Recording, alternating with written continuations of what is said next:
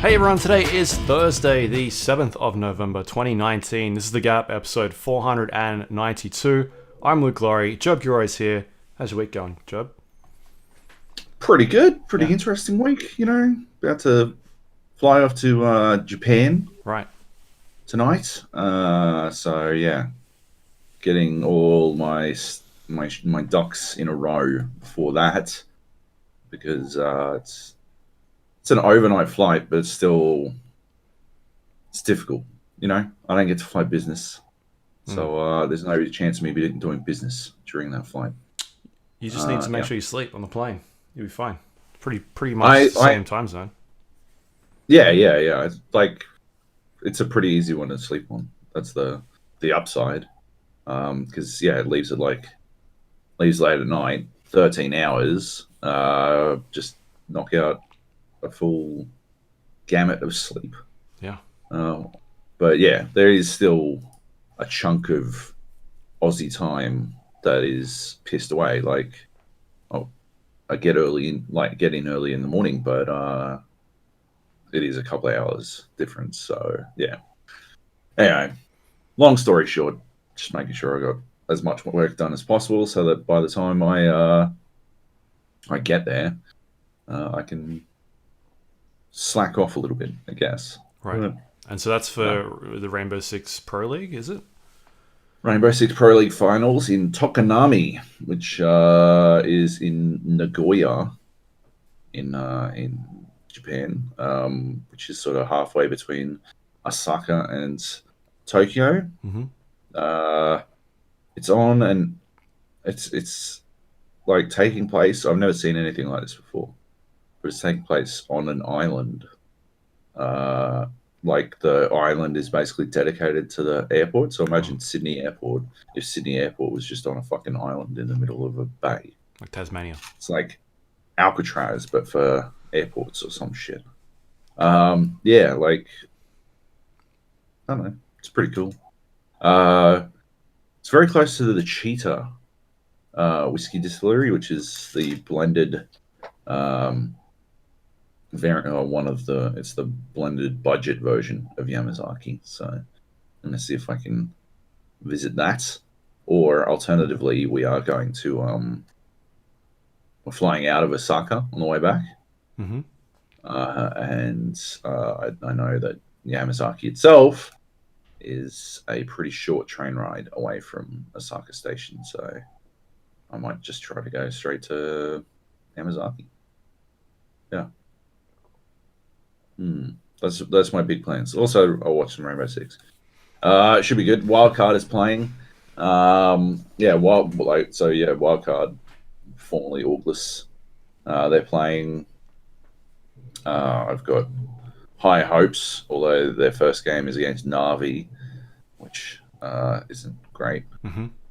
But hopefully they can get it done. So it's a big week for big weekend for esports. Like a lot going on this weekend in esports. So yeah, it'll be interesting. It'll be nice to have an opportunity to just sit there and fucking absorb all the esports going on, the group stages of the PUBG, the PGC, and League of Legends, and Rainbow Six, and I'm sure there's other shit. But yeah, should be good. I'm excited. We got I got Disco Elysium on my Surface. I tested it out. Yep. I really want to play this game, and if I can't sleep, I'll have Disco Elysium to play because it seems to work pretty fine on my Surface. It hammers through battery, but apart from that, not too bad. Not too big a deal. Yeah. That's it. That's all I got. Right. Yeah. Fair enough. So, you want to talk about Disco Elysium? You played any? I've only played the first 30 minutes, I'd say. Not even that, maybe. But it's already it's already nailing it. It's very. It reminds me a lot of Planescape Torment, which is a fantastic old school RPG that put a lot of emphasis on communication over necessarily combat, although Planescape definitely had combat. Yeah, it was sort of, in the style of the old school, the Neverwinter Nights type games, but we've definitely talked about it before. And if you've never seen Planescape Torment, it's definitely worth checking out. It's definitely something like I think it's a seminal RPG experience because it sort of heavily emphasized what do I call it? Ludo narrative synergy, I guess. The diegetic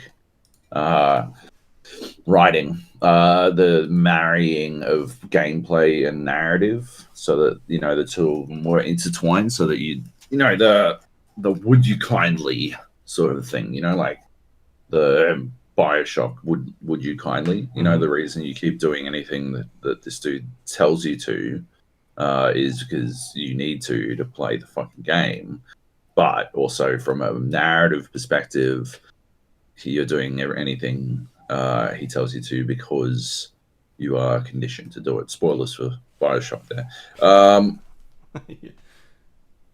Just casual Bioshock spoiler.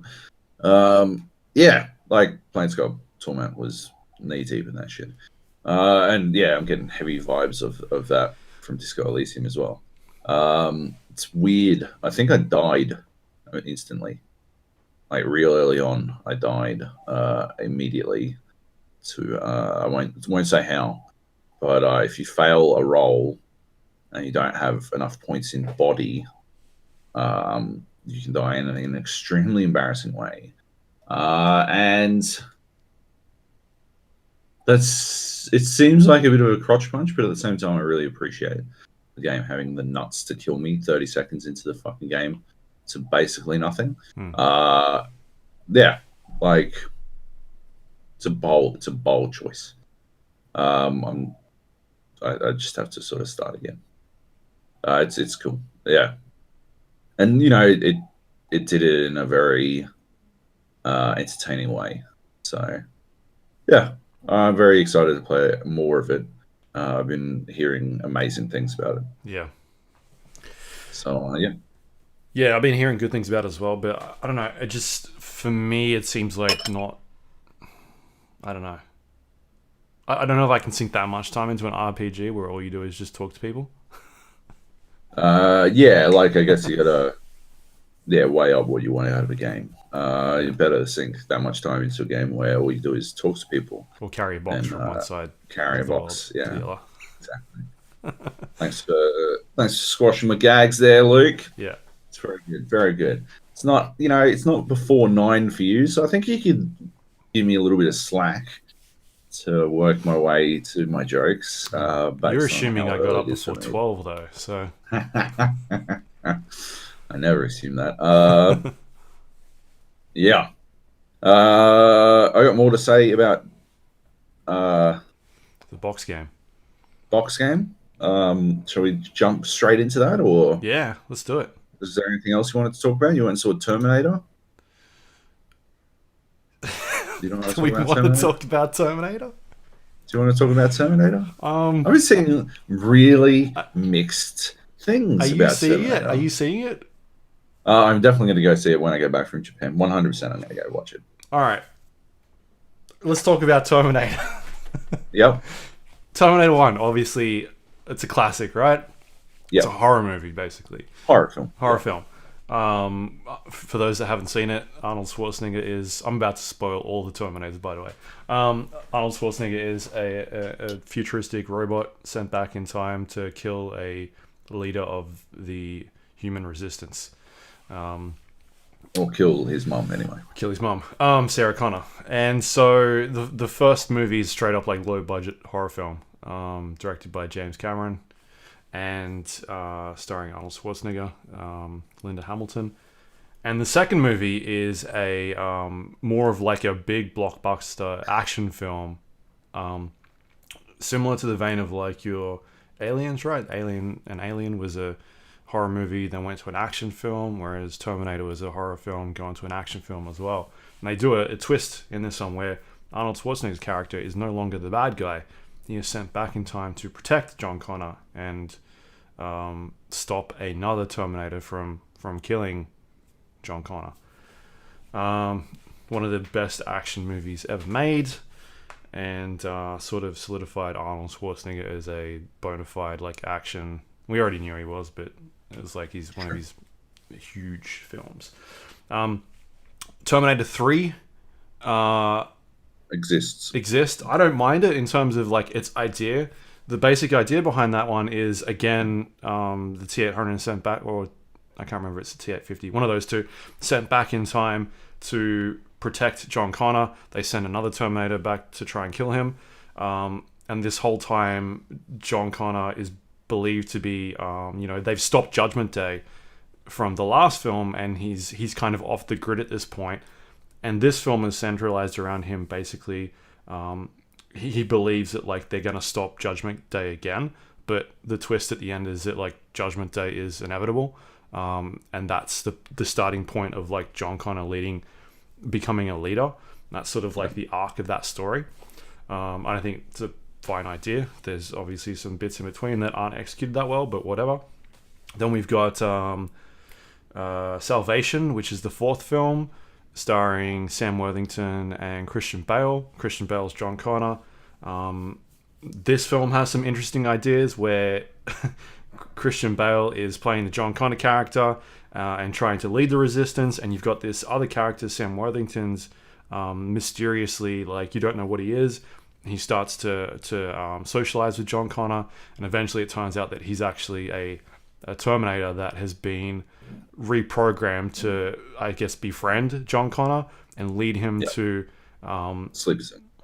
Yeah, lead him back to Carl Reese, who is John Connor's father, and try and rescue him. But it's like a trap that the Skynet has set up. Again, it's not. I don't think it's a bad movie. Fucking interesting premise. Whatever. Then you've got Genesis, which is the last film that came out in 2015-ish, about 4 years ago, which I don't mind it again. Like, I think it's an interesting story. Like, all of these films, I think, have interesting stories, right? And so with this one, it is set where they send another Terminator back to Terminator 1 time period to sort of intercept the Terminator that's going to be trying to kill Sarah Connor. And when I watched that, because I didn't know nothing about it, I was blown away by like the premise, the idea of that is really fucking cool. And then it kind of just falls off the rails to the end, where it turns out like John Connor is it's like a hybrid Terminator or something, and it's really weird at that point. So the first act of that movie is amazing. Like, it's such a cool idea, and then it just goes off the rails after that. And then the Sarah Connor Chronicles. I've got that somewhere here in this room probably, which is basically John Connor and Sarah Connor go forward in time and try and like escape sort of a Terminator who is going after them, and it's a really great sort of middle piece into like the franchise of the series. So I feel like all of these different stories have really interesting ideas and like story elements, but whether or not they're executed well is like, you know, there's good bits in there and other bits are just like weird and wacky, but at least they've got interesting ideas surrounding them. Whereas Terminator, what's it called? Dark Fate is basically James Cameron getting the rights back to the Terminator series and saying, this is the definitive sequel to T2. And I don't want to spoil it for anyone, but I feel like I fucking have to. It does nothing new. It is basically a retelling of Terminator 2. Right. Oh. Okay then. It's basically a retelling of Terminator 2. It deletes everything that happens after T2, so none of those sequels, I guess, exist, or I don't know.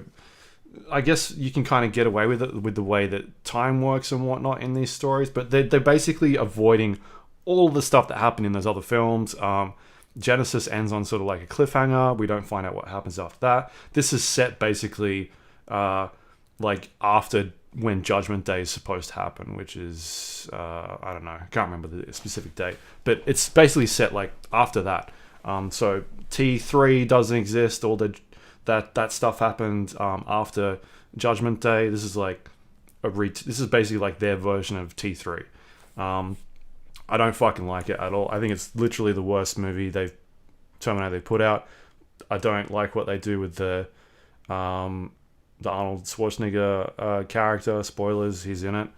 I don't like what they do with him, even though he's probably got the best lines in the film. Don't like what they do with his character. It's so fucking dumb. Yeah, and just like even the Terminator that they have coming back to, who is the villain, it's not even original. It's like literally the same fucking Terminator that we saw in T3. Basically the same Terminator. It's a waste of time. The entire thing is wasting time. I see all these people being like, oh, it's the best Terminator since T2, and I'm like, it is not. It does nothing new. Nothing new in this film. It's all a rehash of T2 with some elements from the other films, and they're like, here you go. And I feel like it's because there's 3 sort of female leads in this story, and they're sort of the front and center of the entire film. And I feel like it's just like, oh look, we've got, we're doing something different here, and it's just like, no, you've retold. Not only have you destroyed like fucking 15, 20 years of all the other shit that's happened before, but you've done it poorly, and all you've done is just retold the same story. And not only that, but you've ruined T2 in the meantime. Like, it fucking makes T2 a shit film. So I recommend do not go see it. I think it's fucking crap. It might be the worst film I've seen this year. Wow. It's got some good action scenes, but oh my god, I was so annoyed with the story. I was fucking like, I did not like the story, what they do with it. It's bad. It's extremely bad. I hope James Cameron doesn't make another one of these films, because he wanted to make a trilogy. From what I've read from this stuff, now that he's got the rights back, right? No, he shouldn't make a trilogy. Don't touch it. Oh, you've fucked it. If this is the direction you're gonna go with it, like talk about how this is the definitive sequel and you've got all these cool ideas, and then literally do nothing exciting with this film. It's so boring in terms of the story. Like, there's literally fucking, like, they reuse action set pieces from the old films. Like, remember this scene from T2? Here you go. And then half an hour later, it's, remember this scene from T2? And they do it again, and you're like, what the fuck is going on here?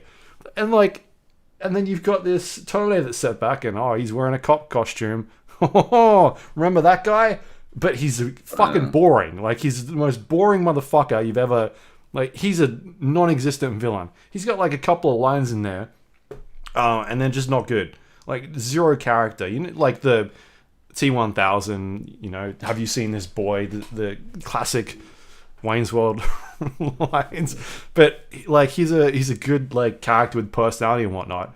This guy is just bland, boring, and it's just like, like, people giving Sam Worthington shit for his Terminator performance. No, do not do that. Yeah, I do not like it at all. I don't know why. I don't think people should go see it, and I don't know why it's getting so many good reviews. But it's on par with some of the other Terminator films in terms of its reviews. But I feel like it's just been elevated because it's brought back like Linda Hamilton, and she's kind of like the focal point of the film and all this stuff. And I'm just like, no. The press tour for it was fucking amazing. Yeah.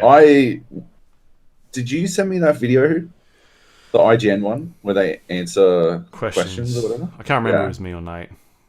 I can't remember who it was, but fucking hell, that destroyed me. That was amazing. That was spectacular. I sent the one where Arnold was reading quotes from other films.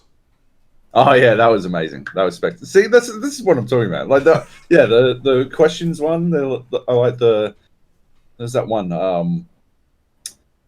You guys need to get Robert Patrick back for this movie as well. And Linda's like, Linda Hamilton goes, Robert Patrick sent in this question. Like, she's got so much shade. It's spectacular. I want her in everything. She's amazing. She's like giving the Arnie shit. And yeah, finishes it off by telling whoever asked the question to fuck themselves. Like, she's amazing. She's the best. So I can forgive people for thinking after that press tour, and Arnie like reading quotes from other fucking movies. I can forgive people for thinking this movie was going to be good because, you know, it's using all the best ingredients. Yeah. But it doesn't use them properly. Like, it needs more. It needs Arnold to be more involved in it. What, 30 years younger or something? No, just like I don't know, but just like have him do stuff that is more interesting than what you've got him doing in this film. Because like when he is doing the stuff, you're like the biggest laughs in the cinema or the biggest like reactions that the crowd was giving was when he was doing stuff. Yeah. And instead, they try and put these other characters that we kind of don't really give a shit about in front and center. Like Lyndall Hamilton and Arnold Schwarzenegger are like the two characters you kind of want in the front and center, and they're not doing that. They're putting these other characters out in front, and you're just like, I don't care about these people. Like, what are you doing? Anyway, I don't like it. I fucking. Oh, was Edward Furlong in it? Is he in it? Yeah. I don't want to talk about spoilers in terms of what's going on with John Connor's character. Okay, fine. Don't worry. But I will say the first like 30 minutes, sort of the setup is really cool. And then you're just like waiting for stuff to sort of pay off, and then you get to the end and you're like, why the fuck, like, why was this movie made? Right. It doesn't make any sense. Well,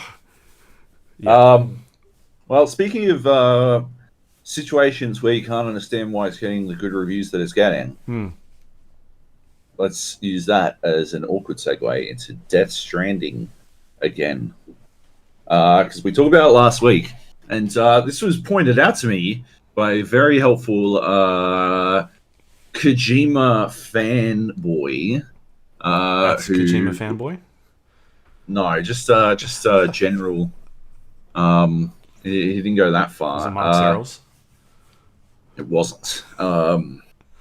He also hated this film. Film? Sorry, game. Yeah, no, it was pointed out to me. Film might be actually more accurate. The best parts of the game are parts where you put your fucking controller down. But anyway, yeah, he apparently went through literally every review, and anyone who said anything negative about it, he tweeted at them to let them know how wrong they were with screenshots of the Open Critic current rating, because it was it actually got something like 15. It's got currently something like 15 or 16 flawless 100 out of 100 reviews. So 10 out of 10s. It's got 10 out of 10s across the fucking board. And only a handful of negative reviews. And so this person evidently listened to our podcast. Oh, I don't know if he's still listening. I'm sure he's a new fan, especially if he likes swearing. But yeah, he listened to the podcast and grabbed out a particular quote and used that to, throw it in my face how wrong I was. Last week I said it was going to be the NBA dunk contest, wherein I figured everyone was going to dunk on this game because it's trash. It's bad. It's a bad game. I was obviously wrong in the sense that not everyone dunked on it. But I don't know if you've noticed, but like lots of NBA stars just opt out of the dunk contest. They just choose to never do it. And I guess that's what's happened. They chose a bunch of reviewers chose to not participate in the dunk contest, and was worse off for it. All I'm saying is LeBron needs to get up in the dunk contest. Although in a lot of ways, see, that's when I realized that I'm not the LeBron James of video games reviews. Because while I am the best in the world, obviously I retired for 2 years. And who's the best in the world who retired for 2 years? Michael Jordan. That's right, it is. I'm the Michael Jordan of reviews. Yeah, and I'm back, baby. Esports was my baseball, and I wasn't forced to go into esports for gambling related reasons. The difference Anyway, was Michael Jordan didn't win any awards for baseball. that's why I'm better than MJ. Anyway. Anyway, yeah. Thank you so much for pointing that out. Yeah, it wasn't a dunk contest. I was flabbergasted. I went on the IGN pubcast. I don't know if anyone listening to this also listens to that, but they do.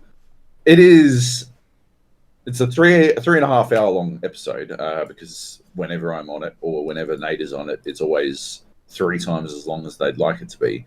But yeah, it's like an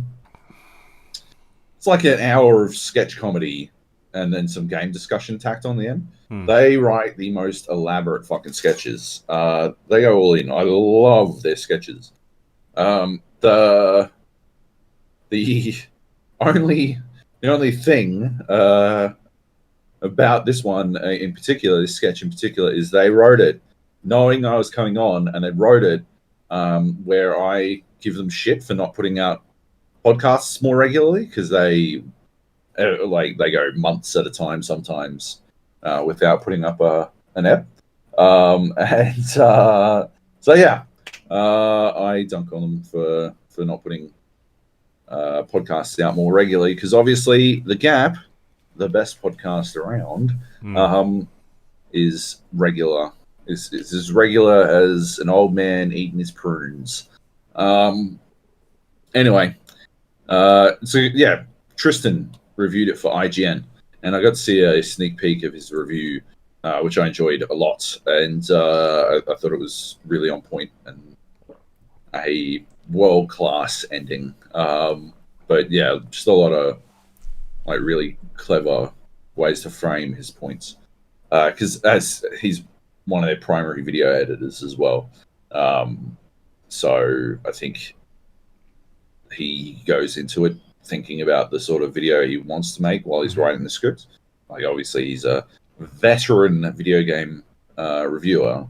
So yeah, I think it's a really nice like melding of two things he's quite like really fucking good at, or three things he's really good at: analyzing games, writing, and video creation. Anyway, yeah, we spoke about fucking Death Stranding on end, and the podcast goes longer than normal because it was a Friday and we're ripping tinnies and waiting for the 601 embargo to lift because we wanted to see how what the reaction was like, and I was genuinely expecting it to be pretty evenly split. I figured there'd be some high skewing scores, a handful of like tens, and then like I thought it as would have ended up in many. sixes, like around the 6 or 7 mark. I think I may have. Did I say that last week on the podcast, or I don't know. I was definitely thinking it. I definitely thought it was going to be middle six. Yeah, I thought that. Yeah, Tristan's 6.8 would be around the like bang on center, like what the Metacritic average would be. Way off. I was way off. Evidently, people outside of Australia fucking love this game. People inside of Australia did not. And whether or not that means that Australians generally hate having to walk long distances, I don't know. I don't understand the cultural divide that exists there, except there is only one common element in the entire affair, and that is that generally I've long held the belief that if there was an NBA of game reviews, it would be in Australia, because like we are what Korea is to fucking Overwatch. We are what America is to basketball. Australia is to game reviews what Brazil is to football, or Brazilian Jiu-Jitsu or whatever. Like, we're the fucking... I honestly think that we are the best in the world. And the reason for that, and I know this is hyper wanky, it's such a wanky thing to say. I don't give a fuck. I've always thought it, because I've always, this is what's going to happen, right? Water finds its own level, right? And if the Michael Jordan of fucking game reviews lives in Australia, then everyone else has to lift their game just to, like, compete on the same level. Everyone else has to fucking really work to get to the same fucking base level as your old pal Joab Gilroy, because I'm the best. I'm the fucking best. And what else can you do, right? You got to get up there. And that's why I think Australia tends to be the best at this shit. But the alternative, the other possibility is that I am a toxic influence, a toxic presence that has negatively influenced everyone who wrote about their games. But that takes away a lot of autonomy, a lot of fucking, a lot of power from people who wrote their own stuff. And also, I was pretty careful to not share my opinions on the game before, because I'm fairly aware that I'm pretty overbearing at times. I can be overbearing. I can be pretty, like, dominating in a conversation. I don't like to be, but I just sort of love the sound of my own voice and get distracted sometimes with, like, just the many different paths, the pathways that my ADD takes me down while I'm talking about something, like how I started talking about Death Stranding and somehow I'm talking about fucking my influence on reviews.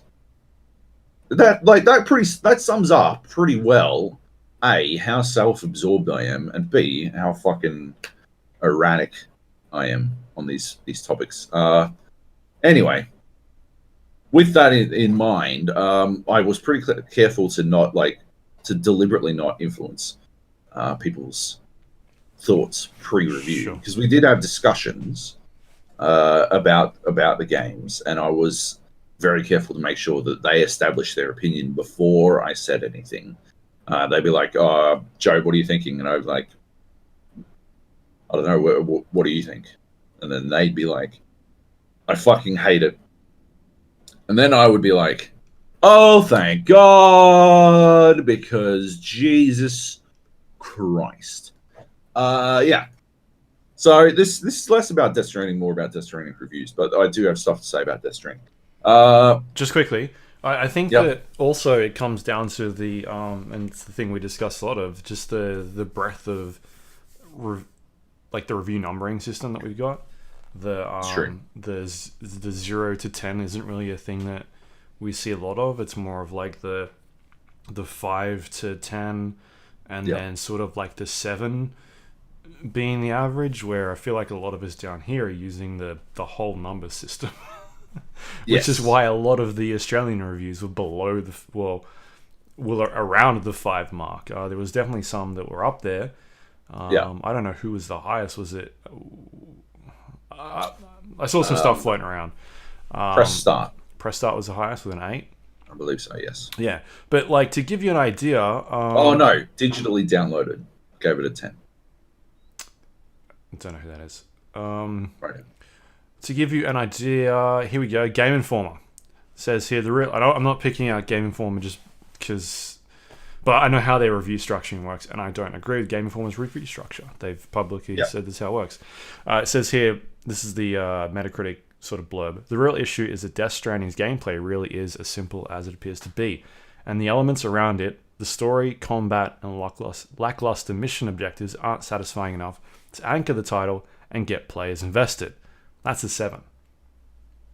Yeah. Right? Yeah. And I know that their review structure is basically, you can go look at it, and like the 7 is sort of like their average. And so you end up with these weighted reviews that are more like I've talked about in the past. I did this whole thing where I tried to do the It was years back where I tried to do like, how do we make a Rotten Tomatoes for video games? And it's impossible. Like, you can't do it. Even if you get the point where you make 8 an average, the majority of AAA games end up being 100%, which is not the right way. You end up, Rotten Tomatoes is very different. It's either a must play or a pass, a fresh or rotten. And I think they go through. It's like a specific score that the reviewer can give it, whether or not like you recommend it or you don't recommend it. Yeah, the fact that the reviewer can say whether it's fresh or rotten. Yeah, and it's not necessarily a 2.5 stars out of 5 stars or whatever, but it's more or less like a 3 or somewhere around there, like 3 stars out of 5. But you take that exact format and put it into video games, and I've done the numbers. Like, you take the top 20 games, and they're all 100%. And then if you move that slider up, so you're like, all right, let's move the average to like, let's make an 8 instead of a 6, or even lower it. We'll make the average a 6 instead of the 8. Like, it's still 100%, and you get the odd occasion where it's like a 95%. And you're like, that's just how broken this review scaling system is. The idea that a 7 is an average. I honestly think though, I still think you should do it anyway.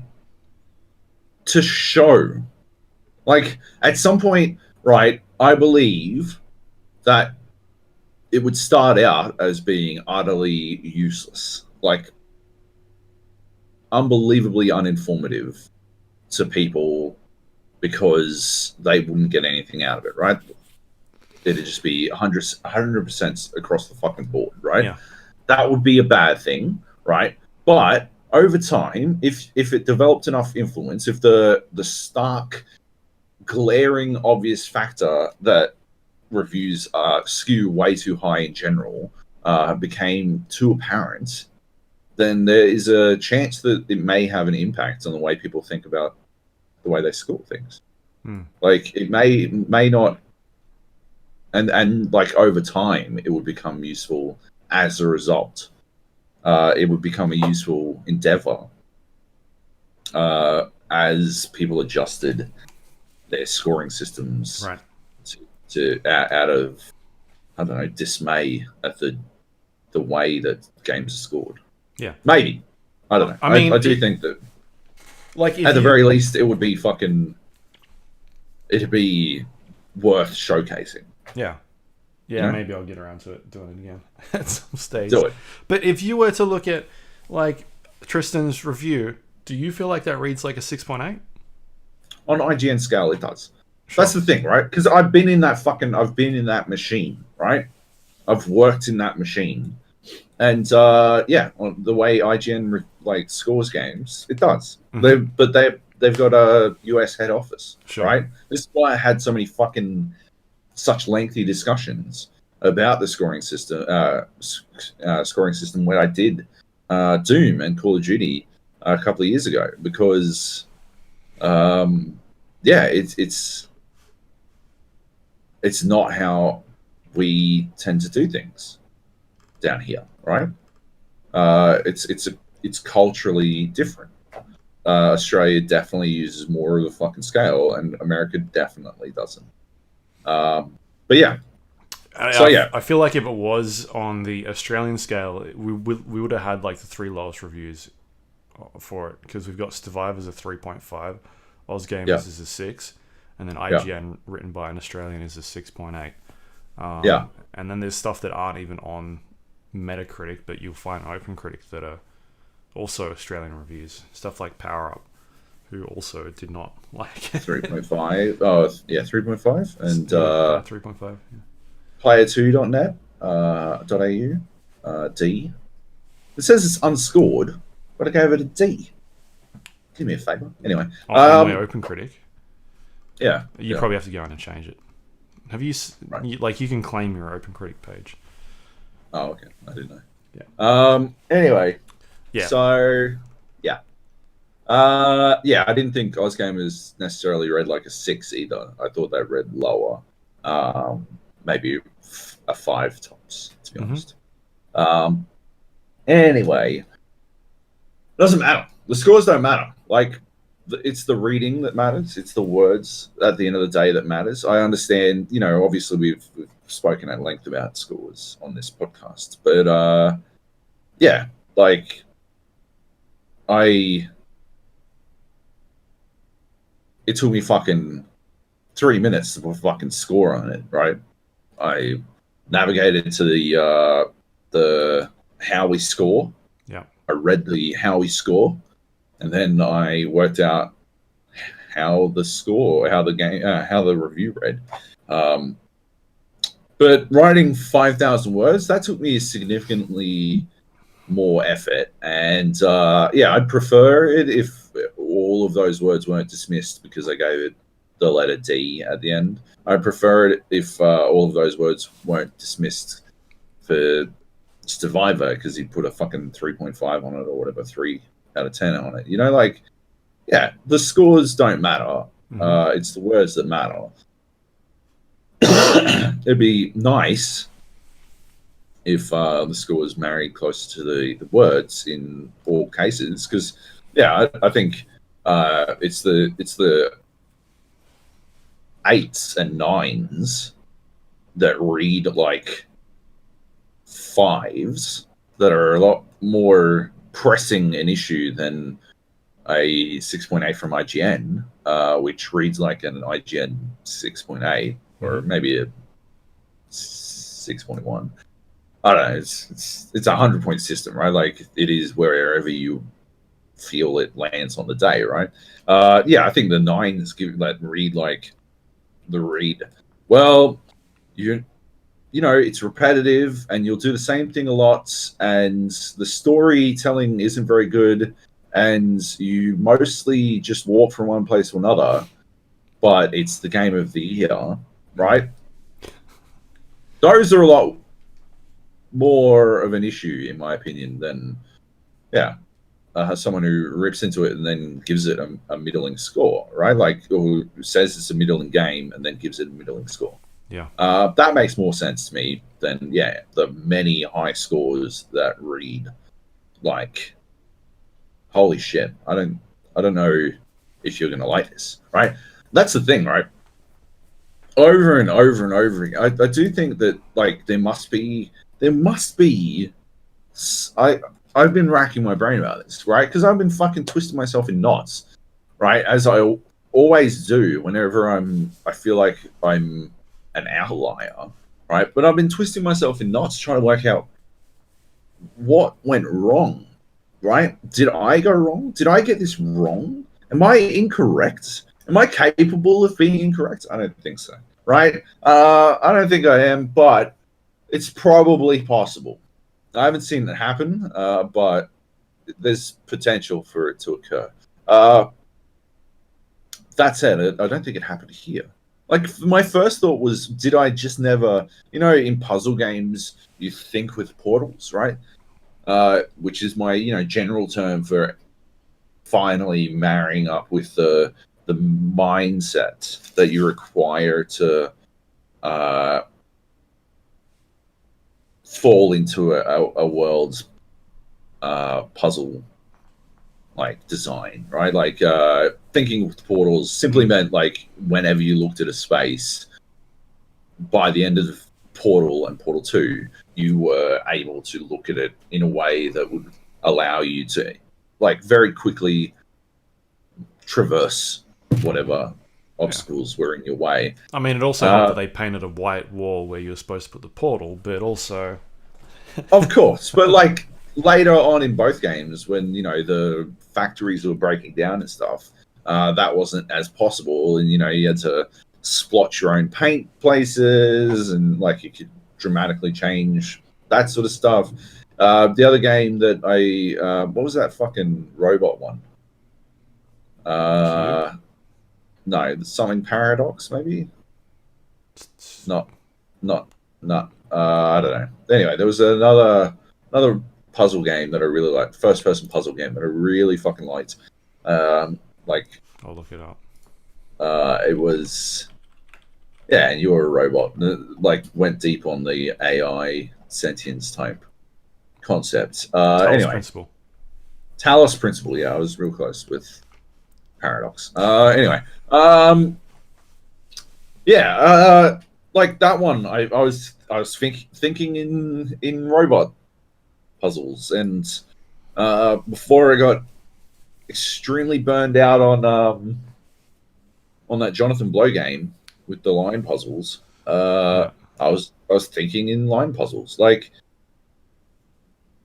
there is definitely a zen moment in puzzle games where you fall into the line of thinking required to become absorbed in the world. And I was wondering if that's what I was supposed to do in Death Stranding. If there was some sort of fundamental line of thinking that I just wasn't approaching. Like I read all these reviews, and the way they talk about them, the game is so divorced from the experience I had, and I just couldn't understand it. Right, like I never, yeah, I never ran into any issues, and I was watching one some review. I can't remember which one. It might have been uh, the Tim, what's his face? Tim guy, the Kotaku video review. Okay. Tim Rogers. The Tim Rogers Death Stranding review is an hour long, and he reviews it from like 8 different perspectives. He reviews it as a Kojima production. He reviews it as a book, a movie, a game, etc., etc. It basically covers off all facets, and it's quite entertaining. I don't ultimately agree with a lot of it, but he hits so many fucking different angles that I guess there's something you can enjoy, like agree with amongst it. But I don't feel like it's a bit of a cop out in that sense. But it's more about entertainment than it is about like it's definitely critical analysis, but I think it's more focused on entertainment than drawing or offering a conclusion.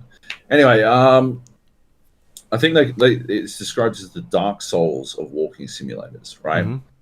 Because they talk, like a lot of reviews talks about this, the need to concentrate on every single footstep you make, right? Like you need to like be sure of every step you take, and there's something zen about focusing so intensely on every footstep, right? Like suddenly, instead of focusing on the parry timing, you're focusing on where your next step is going to be.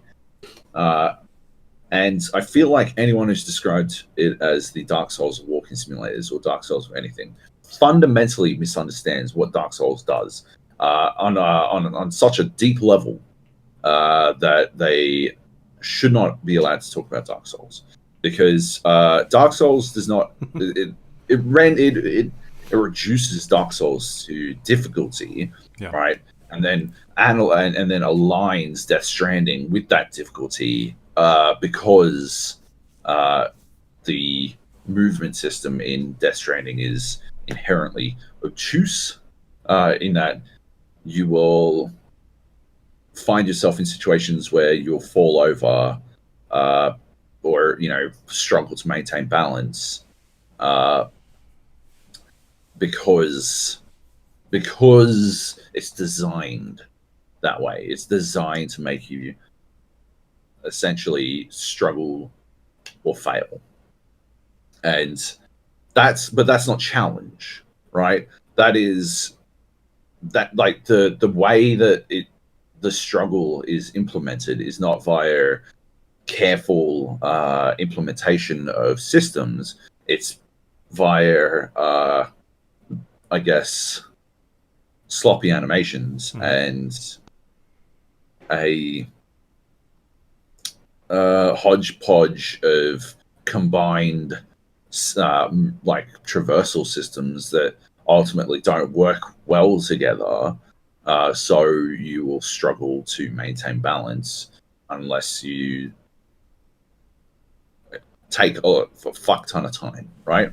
So the analogy, the parallel to Dark Souls is that you need to know when to strike, right? You can't just sprint at a boss and then chop, chop, chop, chop, chop, chop, chop, and expect to live. You need to like chop once, chop twice, and then duck away, right? And Death Stranding requires you to walk forward 3 steps and then wait for your stamina to recover very slowly, because you have to hold on to the straps of your backpack. Otherwise, you'll fall over. Right? That's the boss fight of Death Stranding, is walking up a hill and knowing when to allow your stamina to recover lest you fall over, because you lost your balance for largely no reason. It's a sloppy analogy, really, in my opinion. And there isn't any, like, at the end of the day, the challenge doesn't exist in Death Stranding. Like, there isn't any challenge. You don't even need to do that all that, like, you don't need to concentrate on your balance all that much. Eventually, it's just tedium, right? Like, it's literally just there's no like, there are only a few hard fails in the game, and so when you don't hard fail, or like there's no stakes, there's no actual challenge beyond walking forward, like plotting. You're not some sort of fucking mountaineer, right? You're not plotting out the perfect course. The perfect course is the one that gets you there the fastest, because it allows you to skip past the unending tedium. It yeah, doesn't put you through it quite as much boredom. That's the perfect path. There is no, oh well, I'm going to drop my waypoint here and here and here and here, and then that's the perfect path so that I can weave through these areas. And I need to dodge these BTs, so I'll have to actually divert 50 meters to the left. No, that's not it. The perfect path is a straight line to your fucking destination, right? And once you learn that, there's zero challenge. I moved on. I moved on from I was thinking with Death Stranding, right? I was thinking in Stranding. I was thinking in Portals. And I think that the people who gave it 10s maybe never reach that point. Because in my opinion, right, thinking in Stranding, thinking in the manner of the way that you're supposed to play the game, or maybe not supposed to play the game, but thinking in the manner of successfully playing the game is playing Death Stranding in the most efficient way possible, which is to maximize your ability as a fucking delivery boy, right? And I think anyone plotting wide-bearing paths to dodge BTs or whatever, they are not thinking in Stranding. I think that the split comes from the people who believe that role-playing as Sam Porter Bridges, right? Playing the role of Sam, and what would Sam Porter Bridges do? What would I do if this were real life? I think they might be the people who thought it was a 10, and those who thought, who felt that there was no connection between player and player character, like me, who just went for whatever was most efficient as a box delivery person. They are the ones who scored it low, right? That's, I think, where the divide is. But for me, right, I think that the systems in place in Death Stranding do not encourage or earn a connection between player and player character. There are ample systems in Death Stranding that simply don't matter. I went and did a test this Yeah, you're putting this out tomorrow, right? Yes, I can put it out tomorrow. Do it tomorrow because there's one final embargo, and then we can never talk about this game again. So there's one more embargo, but I will talk about it now, and yeah, we can skip talking about it. Death Stranding. Can be relegated to just my furious outrage when it inevitably wins the Game of the Year at the Game Awards and renders the Game Awards to be a joke forever. So yeah, Death Stranding. I went and did some testing. There's a system in place in Death Stranding.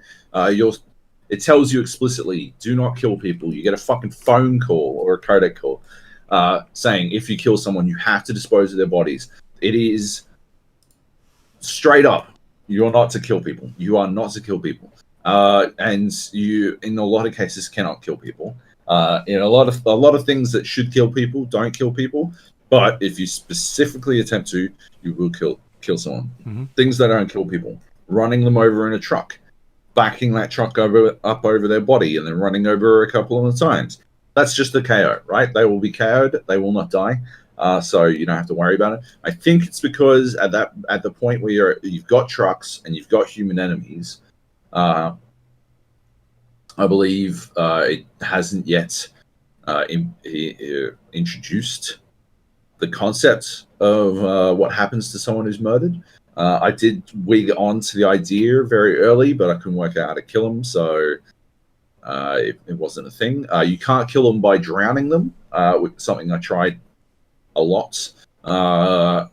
You can. It is a extremely efficient. I think I talked about it. It's an extremely efficient way of knocking enemies out, because normally you'd have to bowler them. Mm-hmm. So you shoot your bowler and it ties them up, and they fall over on the spot, and then you have to go knock them out. Otherwise, they'll struggle free, right? But if you walk over and kick them in the face, they get knocked out. Alternatively, if you bowl them while they're in the water, they get knocked out immediately. And yeah, it's a quicker way to go about things. You just wait on one side of the fucking river. They walk across the river. You bowl them when they get there. That doesn't kill them, even though they are unconscious and their hands are bound and they're in a river. Apparently, that doesn't kill them. Only way to kill them is to shoot them with lethal rounds. So you've got lethal and non-lethal rounds. You've eventually got fucking all kinds of shit, a bunch of different rounds. But yeah, anyway. So if you do shoot them with lethal rounds, and you make sure they're dead by walking up to their probable corpse and emptying another fucking 50 bullets into them, right? They die, and you get a codec call from Die Hardman. As it says, you need to dispose of those bodies. It is imperative. You cannot leave dead bodies around. You should try not to kill people, but if you do kill someone, you have to dispose of their body. I assume it doesn't really go into detail as to where you're supposed to dispose of them, but there's an incinerator where you take your mum's corpse and you dump your mum's corpse off in the incinerator. I assume you can probably dump corpses into the incinerator. And the other area is a tar pit. Apparently, that is a good way to get rid of bodies. I guess. Anyway, so you can dump bodies in tar pits and you can dump bodies in incinerators. I did an experiment. I went to an early portion of the game. I got my lethal weapons, both Riggs and Murtaugh, and I started murdering cunts. Just wholesale. Just fucking, if they existed in this area, they died. Just fucking boom, headshot, and down they'd go. A couple of them died in the river. A couple of them died on the river banks. Yeah, easy peasy. Then I furthered my experiment by I body bagged some of them. So I walked up to the dudes in the river, put them in bags, and I carried them and I dumped them on the river bank. I left the other guys on the spot, just corpses on the ground, right? And then I went and I sat about 200 meters away, close enough that I could see the bodies, but not so close that I would, I guess, be caught in a theoretical void out. And then I waited in real time for an hour in game. So time passes in the game at the same rate as in real time, even though there's no day-night cycle. So I waited for an hour, which is, according to a conversation you have early on, long enough, I believe, for a void out to take place. I have to get that. Sorry. We're an unboxing YouTube channel now. Lagavulin Offerman Edition 11 year. Should we have a taste? Should I unbox the shoes? Don't fucking dare. Try and put them on. Try and put them on your fucking clown feet, motherfucker. Alright, here we go.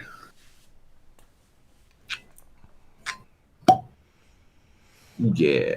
It's good pop. Oh my lord, it smells like fucking medicine. I wasn't actually going to get this. I made a mistake, but anyway. This is, so, I don't know if you've watched Parks and Recs. Oh boy, have I. But yeah, Nick Offerman, Ron Swanson has a love of, oh my god, it's so pity, of Lagavulin. It's his favourite whiskey. And they've got a Offerman edition whiskey out.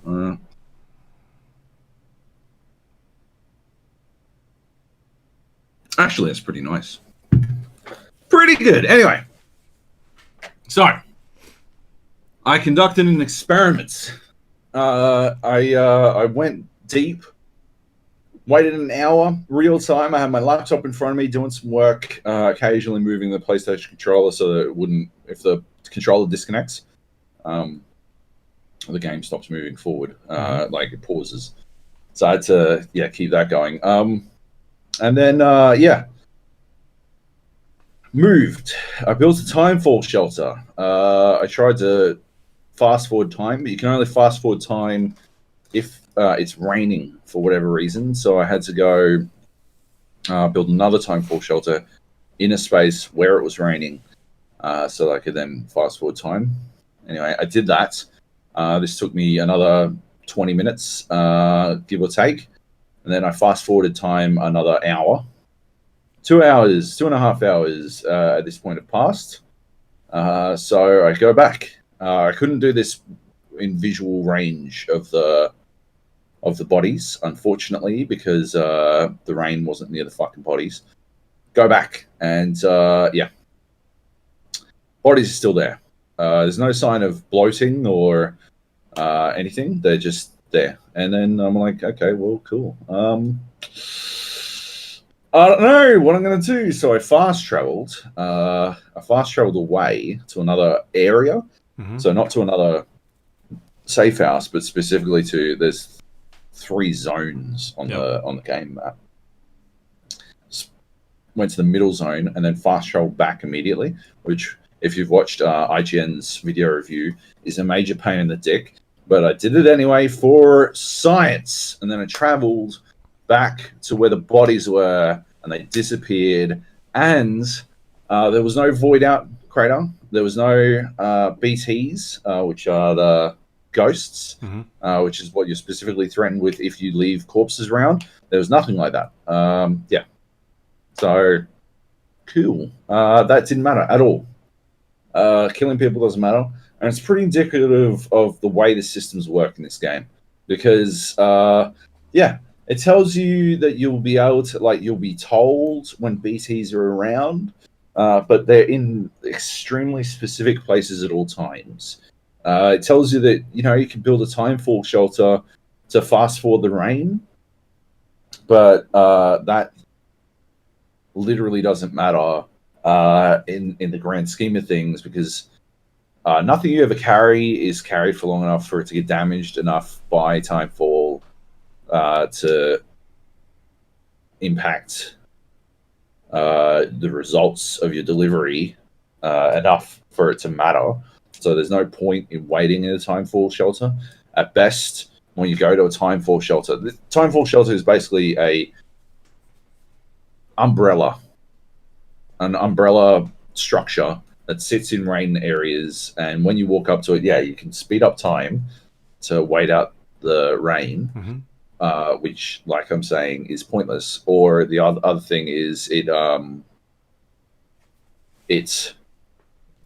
will spray, like it sprays everything on your backpack with anti-aging chemical, I guess, so that it de-ages, de-rusts all your boxes. Right. Anyway, there's You no can't use what's in the boxes anymore, or you just can't open the boxes. No, it fixes that, right? So if you walk up to, if they get rusted, they get damaged easier to falls and stuff.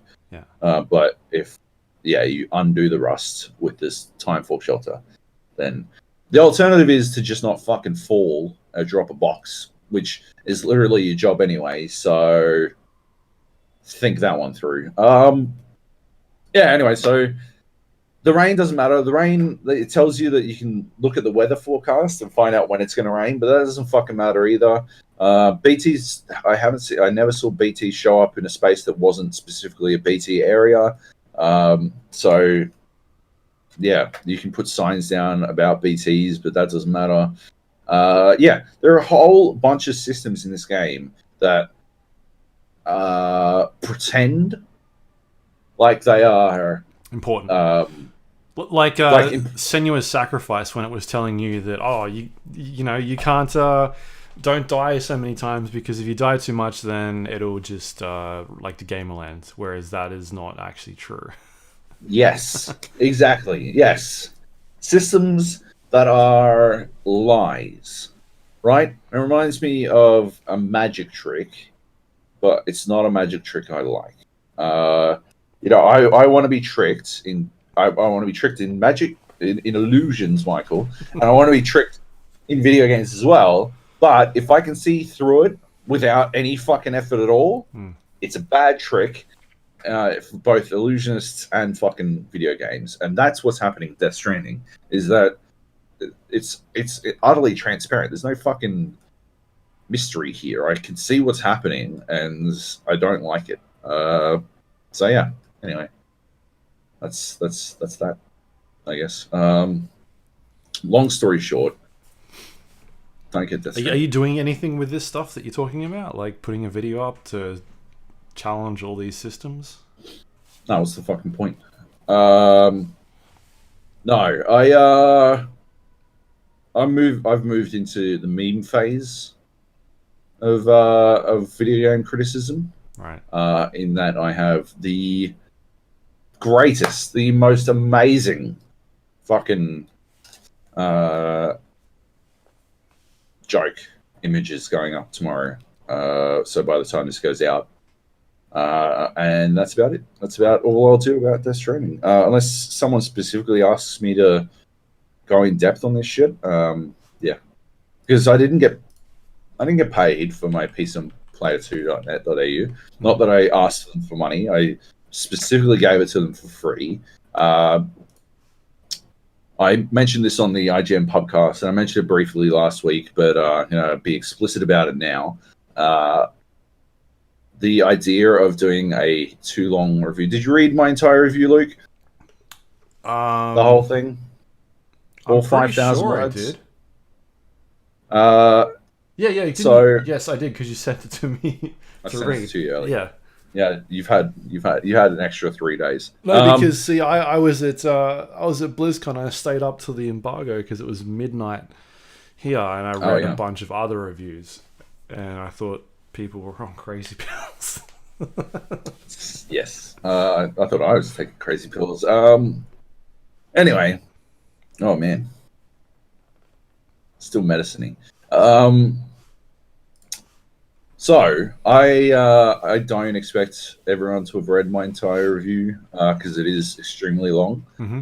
But the idea behind doing an extremely long review, and I mention it vaguely, I vaguely refer to it in the review itself, I've spoken about it on last week's episode, and I spoke about it in explicit details on the podcast, and now I'm straight up saying it. If you couldn't make it through that entire review, and if you thought it was self-indulgent and self-referential and quite repetitive, you're not going to like Death Stranding. Because it is all those things. Like, Death Stranding and that review specifically make the same mistakes. Analogies that don't work, repeating the same concepts, way too much, way too wordy, overly verbose. Yeah, they're the whole same thing. baby thing that you did in there. Oh yeah, the entire baby thing. Yeah, seriously, it's supposed to give you. I went next. There's a reason I'm Michael Jordan of fucking reviewing video games. It's because I went fucking next level on this shit. And yeah, that's the truth. If you if you did read the entire thing, that doesn't mean you're gonna like Death Stranding either. It just means you don't have ADD. But yeah, if you couldn't get through that whole thing and you thought I was a bit of a wanker halfway through, you're not gonna get through Death Stranding. I guarantee it. And that doesn't even get into the gameplay elements. It's just the way the game is constructed is designed to make it a slog. It is a fucking slog. My review's a slog, and it's an entertaining slog, an occasionally entertaining slog, but it is a slog, and that's what Death Stranding is. Cool. Yeah. Well, I'm interested to play some. It's out. It'll be out by the time people hear this, so I think it's out Friday for us here. Yeah, it's out Friday for us too. It's Friday around the world. It's unlocking literally at midnight around the world. So yeah, we got our embargo is a shifting embargo, but it's basically at 12 a.m. in New Zealand. Okay. Is the embargo. So 10 a.m. here, 10 p.m. here. Yeah, cool. Yeah. All right, keen to check that out. The Outer Worlds is here still. Have you had a chance to play any? Yeah, I played it for an hour and it deleted my fucking save game, which I wasn't thrilled by. I'm going to be honest. So I had to do that first hour again. You couldn't restore it? No, absolutely not. I don't know what happened. Yeah. I did get like an error at the start of it that told me that cloud saves weren't working. And so I think there must have been some sort of like, maybe it tried to restore a cloud save or something that didn't exist or something like that. I'm not sure, but yeah, it fucked up and it wasn't there. This is there through, was no the Microsoft Store on PC, right? Yeah. There's a thread here I just looked up. Yeah. Some dude says that I don't know. There's a thread here and it says you can find the save game folder and apparently there's like different folders or some shit. Well, I didn't see different folders. I only found the one save game folder and it was empty. It was full blown empty. But I went back and did it all again. It saved. Yeah. And yeah, I'm not into it, man. So far, like I'm not digging it so far. I don't know. But how far did you say you're in? About an hour. I haven't. Like I'm just outside the first town. I figured I'd save there and go in. So like, I've done a lot of exploring, like rolling around and looking at other stuff and whatever. But I haven't gone into the town itself. Yeah. Yeah, but once you get into that town is when you start getting the like quests that sort of take you outside of that area. Like it'll, you start doing stuff inside of the town. You kind of go into each of the sort of shops and different buildings that they've got in there, and eventually you talk to named characters and they give you quests that you can go on. that sort of leads you outside of the main town, and you can start walking around and exploring. And that's kind of the part where you can, you'll venture out and you'll just run into something that's happening on the side of the road or out in a corner somewhere that kind of takes you off. And it's sort of that stuff before then. It's pretty linear. I'm just thinking about the it is. It's pretty linear. So why wouldn't you have something wacky before then? I didn't really feel like I guess the ship. Yeah, the ship is sort of the main introduction of like, here's a bunch of different interactions you can do, because you kind of get the. It's super linear. Like it's literally a fucking corridor at the start that's taking you down all these, out to the main area, and then you get to the ship, and that's kind of the first place where you can really start to make some different decisions. Then once you get to that ship, then it's like, okay, go to the town, and again, it's like another windy road that really draws you to the town. And then once you get out of that town, you start branching off, and you can kind of go in just different directions. But yeah, I think that ship is the first place where it's like you can make a couple of interesting decisions of like, you could just flat out attack those people or lie to them and tell them that you are the ship's owner, or say that you don't know who they are, or that you're part of like, the corporation. So there's a couple of different ways you can kind of approach that. I went and fought some beasties. Yeah. And then kited the beasties back to murder other people. Right. Just, why not? Yeah. Why not? But yeah. I think I just sort of expected it. I expected something closer to the Morrowind startup. Or even Skyrim startup. This feels very channeled. Yeah. Like you can't just, you get off the cart and you get through the dragon attack in Skyrim. Yeah. And then it's like, go to whatever it is, River Run or whatever. And you're immediately able to just go wherever. Fuck off. Yeah. Yeah. Or Morrowind. Same deal, right? You get off the boat and you can immediately just go fuck off wherever. Mm-hmm. But that's not the case. No. Yeah. I mean, it is. You can definitely go off and do your own thing, but it's because the world is not your own planets or your own specific locations, so it's a lot smaller. It's not like, see that mountain over there, you can go climb that mountain. It's none of that sort of stuff. But you can still definitely explore. I think I was expecting that sort of thing. Everyone sort of talks about it being Fallout. Yeah. And it's not to me. Once you, like I said, once you get those first initial quests, you can definitely go out and then find things out in the world. And I've done that quite a bunch, where you just run into a location and you're just like, okay, what's over here? You do a bit of exploration, you'll find like a hidden door that takes you somewhere. And then all of a sudden that triggers like a new quest chain that goes off into a specific area. Or even once you leave this first planet, you then go to a this sort of like ship, and then that branches off again into like, all right, once this whole ship is basically an area where you can talk your way through most of it. I think for the most part, I shot a couple like space rats type things, but this entire area, I spent a couple of hours there and just talked to everybody. Like, didn't get engaged in combat, did a bunch of stealth stuff. Didn't have to. Could have shot a bunch of people if I wanted, but I decided that I'd try and get through it without engaging in any combat. I did that. And you kind of finish that area, and it's like, all right, you can go to this place, this planet over here, or this distress signal, and then it starts to branch out a little bit. Like, what choices do you want to kind of make? So that's like another area where you can sort of branch out and be like, all right, what choices do I want to engage in? What companion quests do I want to go and kick off and try and complete? So it definitely does branch out a bit more once you get past that initial sort of 30 minutes.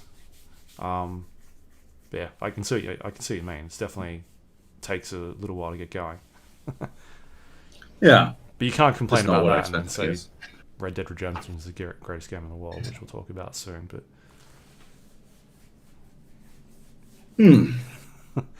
yeah.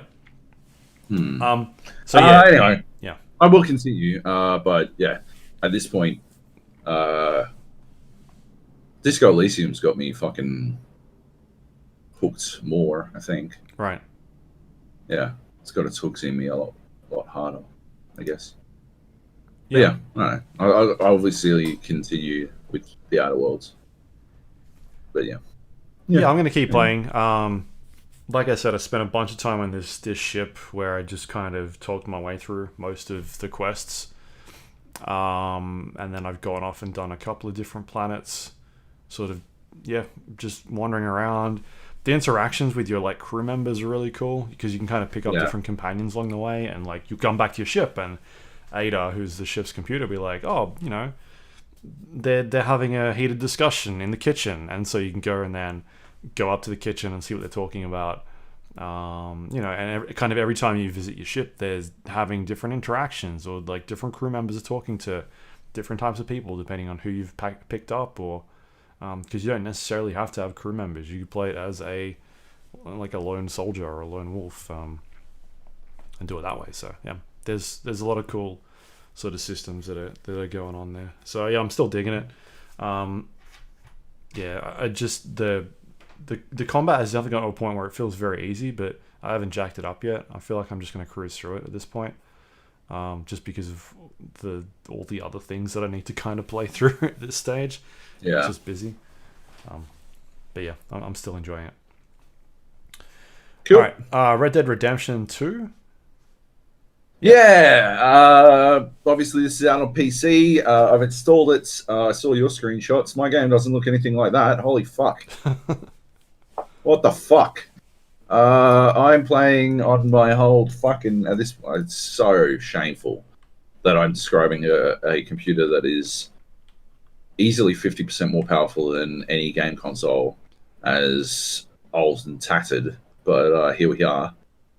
Yeah, playing on the old battered remains of my fucking 1070 based PC, and it looks good enough. Yeah. It gets 60 frames at 1080p, and I'm fine with that, I guess. I'm just happy to play more fucking Red Dead. I'm very excited. We're going to do a spoiler cast, aren't we? We will. Yep. Reacquaint ourselves with this world. I don't think I have enough time to finish it again all the way through, but I will definitely, yeah, use this as an opportunity to remind myself, because I have very clear memories of the last half of Red Dead Redemption 2 and very fuzzy memories of the first half. So I will mostly just use this to get through to chapter 3, and reacquaint myself with the world of Red Dead, which, yeah, I absolutely loved anyway. So Yeah. yeah, very excited. Made it through. I've just gotten John mastered again, and so I've got to go, I guess, hunt some deer, and then I can go. We'll move. I think we move after that one, right? Head to chapter 2 after the deer hunting. Yeah, there's a couple of Yeah, don't you do the train heist? Is that with the not train heist, and that's it. Yeah, yeah. After the train heist. Yeah. So I'm sort of around the same area you're at as Yeah. well. Yeah. Yeah. It looks really good. Yeah. Holy fuck, it looks good on your computer. I only seen screenshots, obviously, but Jesus Christ. Yeah, it just doesn't look like that on my computer. Yeah, so I fired it up, changed a bunch of the settings to a 1440 megahertz, sorry, 1400 megahertz monitor, Right. and I'm running at 1080p as well. But you can obviously do like scaling and whatnot with the Nvidia stuff. So I scaled it to 1440. Well, first I scaled it to 4K, and then fired it up. It was struggling to hit 60 frames on high or ultra. Can't remember which one. I think it was ultra. But a lot of the benchmarks have been like, yeah, you can kind of just sort of make it. If you tone it down to high, then it'll hit the 60 frames. Yeah. So I'm currently running at 1440p on ultra, and it looks pretty good. Like that screenshot I sent you, you've got like the photo mode. I don't remember if photo mode was in the game when we played it. I or don't if think it it was was in there from the introduced later start. I don't on. know. I definitely remember taking photos, but I can't remember if it was after it came out. Um, but anyway, I've taken a lot of photos so far in the game, and yeah, that one was basically towards the start of the game where you kind of on horseback in the snow, and yeah, like he's carrying a lantern, and the lantern is like lighting up snowflakes, and it looks really. You've got like Yeah, the moonlight sort of shining through a bunch of the trees, and yeah, looks really cool. yeah, Looks very nice on PC with the upgraded graphics and all that sort of stuff. So there's a bunch of new missions that they've thrown in as well, some content. So keen to check that out. But I think I'm gonna play it as sort of like a bad guy this time around. I'm gonna go the other direction because the last time I played it was good guy. yeah. Fair enough. I'm gonna play it as doing whatever the opposite of Micah does is, just as far away from being anything like Micah, Yeah. basically. Because fuck Micah. Mhm. I tried to shoot him so many times when you first run into him again. Right. That's all I can think about. Just shooting him. Yeah. Yeah. So they're having a few technical issues, a few technical hiccups. It looks like. I've Yeah. had two crashes, but both the times it crashed was when I was in the menu doing stuff, not Oh, while okay. I was playing. Um, I think so I get the feeling the menu is uncapped frame rate. I think that might be doing it for some people. yeah, it's doing some weird stuff. When I was running the benchmark tests, I every time I changed a setting, it wouldn't let Mm, me run the benchmark. I would need to exit the game and come back in. It would right. like try and load the benchmark and then just go back into the main menu all the time. Yeah. And then a couple of times when I was fiddling around in the menus, it'd just crash, unexpected error or something like that. But they have rolled out a couple of patches that hasn't fixed that specific problem. But I've not Yeah. had it crash while I've been walking around Fine. like in the Yeah. game yet. So I guess we'll see. Um, True. but yeah, I'm curious to see like, yeah, I don't know if it's how well optimized it is at the moment. Like if it's going to take them a while to put out some updates because yeah, I guess we've got to see. It's a very good looking game, but I guess Mm. people are a bit disappointed by the sort of like the frame rates they're getting at the moment, like on Yeah. high end hardware. Like if I'm hitting just 60 on a 2080 with a i9 on 1440, yeah, that's not kind No. of what we were expecting, I guess. Yeah. True. Yeah. Anyway, but yeah, I'm in. Like back in that world. I was contemplating playing it in first person, but I don't think I'm gonna.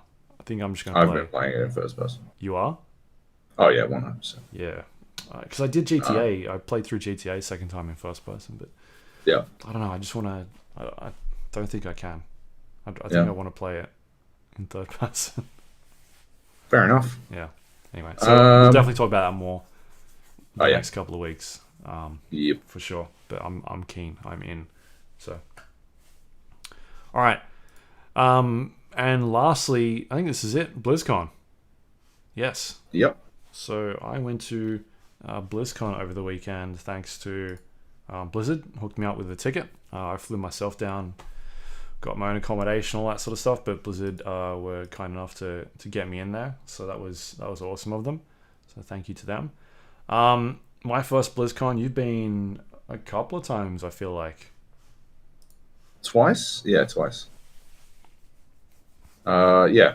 Uh, who was it? Linkin Park and Muse. That's how I remember. Linkin Park and Muse were the musical acts. Yeah, that doesn't happen I didn't anymore. get to see Train. I didn't get to see Train. That's the disappointing one. Right. Yeah. From the beginning and the end. Yeah. So yeah, BlizzCon's basically a giant Blizzard convention held in Anaheim, California, where they, I guess, generally show off a bunch of new products that are coming out and updates and things like that, and big fan gathering and that sort of stuff. It runs for 2 days, and there's just many different events that are sort of going on during those 2 days. They'll have panels that are happening with developers talking, or your demo stations where you can play new content that is coming out. Cosplay everywhere, and sort of all these different areas with different things that are going on. It's really cool. So yeah, should we talk about some of the announcements? I guess it's the big things that are going on, because there is a lot of stuff. So we kicked off the first day with the opening ceremony. You talk us through it. I'm going to voice. And then to basically open the opening ceremony, they had sort of like an apology from J. Allen Brack, who came out and talked about some of the news that we've been talking about over the last couple of weeks, which is how Blizzard handled this esports situation with BlizzCon, and what happened with Hearthstone, and the sort of protesting about what's going on in Hong Kong. So to catch people up, he made a statement about that, Free Hong Kong, and ended up being, I guess, banned for quite a while. They took away his prize money. They sort of came back on that stance and then cut it down to like a 6-month punishment and gave his prize money back. There was some issues with casters that were on the event as well, who they decided not to work with anymore, and there was this giant sort of uprise over it, and people were definitely not happy. So he came out and sort of did an apology about that, saying that they acted too quickly, and that they didn't sort of, I guess, live up to the expectations of how Blizzard want to treat people, but at the same time not really doing anything further with what happened in that situation. It was a weird apology, I feel like they definitely... It was a non-apology. Yeah, like he came out and said that he took the blame for it and he was sorry, but at the same time they haven't done anything to fix it. Like, they haven't changed their stance on what happened during that event. They're still on... I read some interviews afterwards, and they talked about how they still want to put the games be the focus, and they don't want people talking about political statements, which I don't think is the right way to go about things. So, yeah, at the end of the day, it sort of seemed like an apology at the time, but when you looked into it further, it was not really what people wanted. Yeah. It wasn't enough, I think. Yeah. Before you continue, where were you sitting? So we had media seating, which was basically they had like a bunch of different halls set up, and the main hall was where they did the main presentation, and they had some other places set up where there was like a Hearthstone tournament area and things like that. Esports arena. And so we were set up in the main hall. There's a block of seating in the very front, 10 rows, and then another block was behind them, and that's where we were, in the media area. So pretty much nice. Dead center. Yeah, cool. And we got there quite early, maybe 2.5 hours before it started, 2 hours. At least all the media people got there, so we could get good seats, and we were in the first row of media, which was very handy. Nice. Yeah. Cool. Did you want to answer that at all? Oh no! When I went, we always got there really late and got shit seats. Yeah, top notch. They had sort of like a intro, like before the actual event started. They had people talking, panelists and whatnot, talking about what was going on during the event. And you can definitely see us on camera at certain times. So we were pretty close to the front.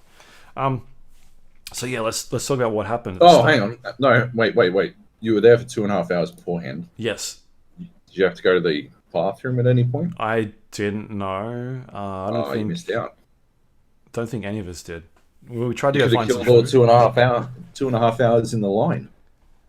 At least when I was there, the lines for the men's toilets at least were out of control.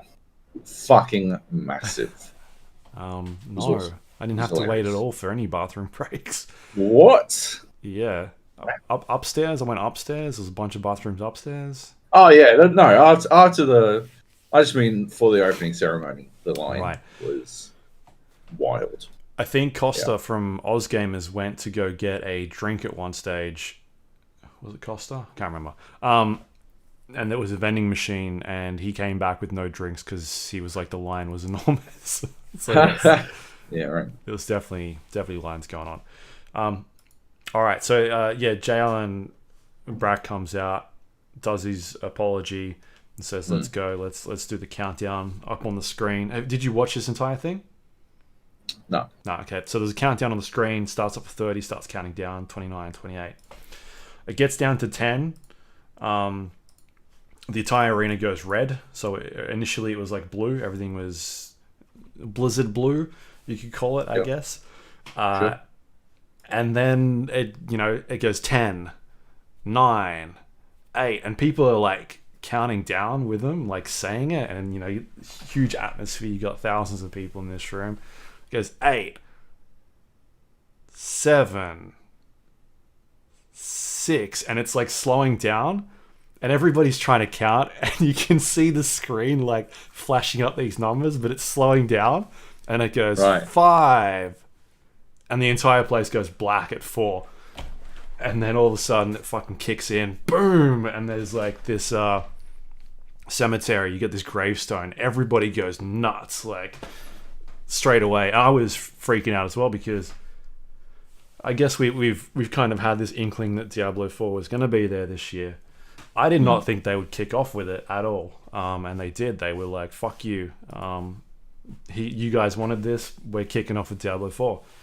Yeah, and everybody was going bonkers in this room, and they then showed a fucking kick-ass cinematic. It was outstanding.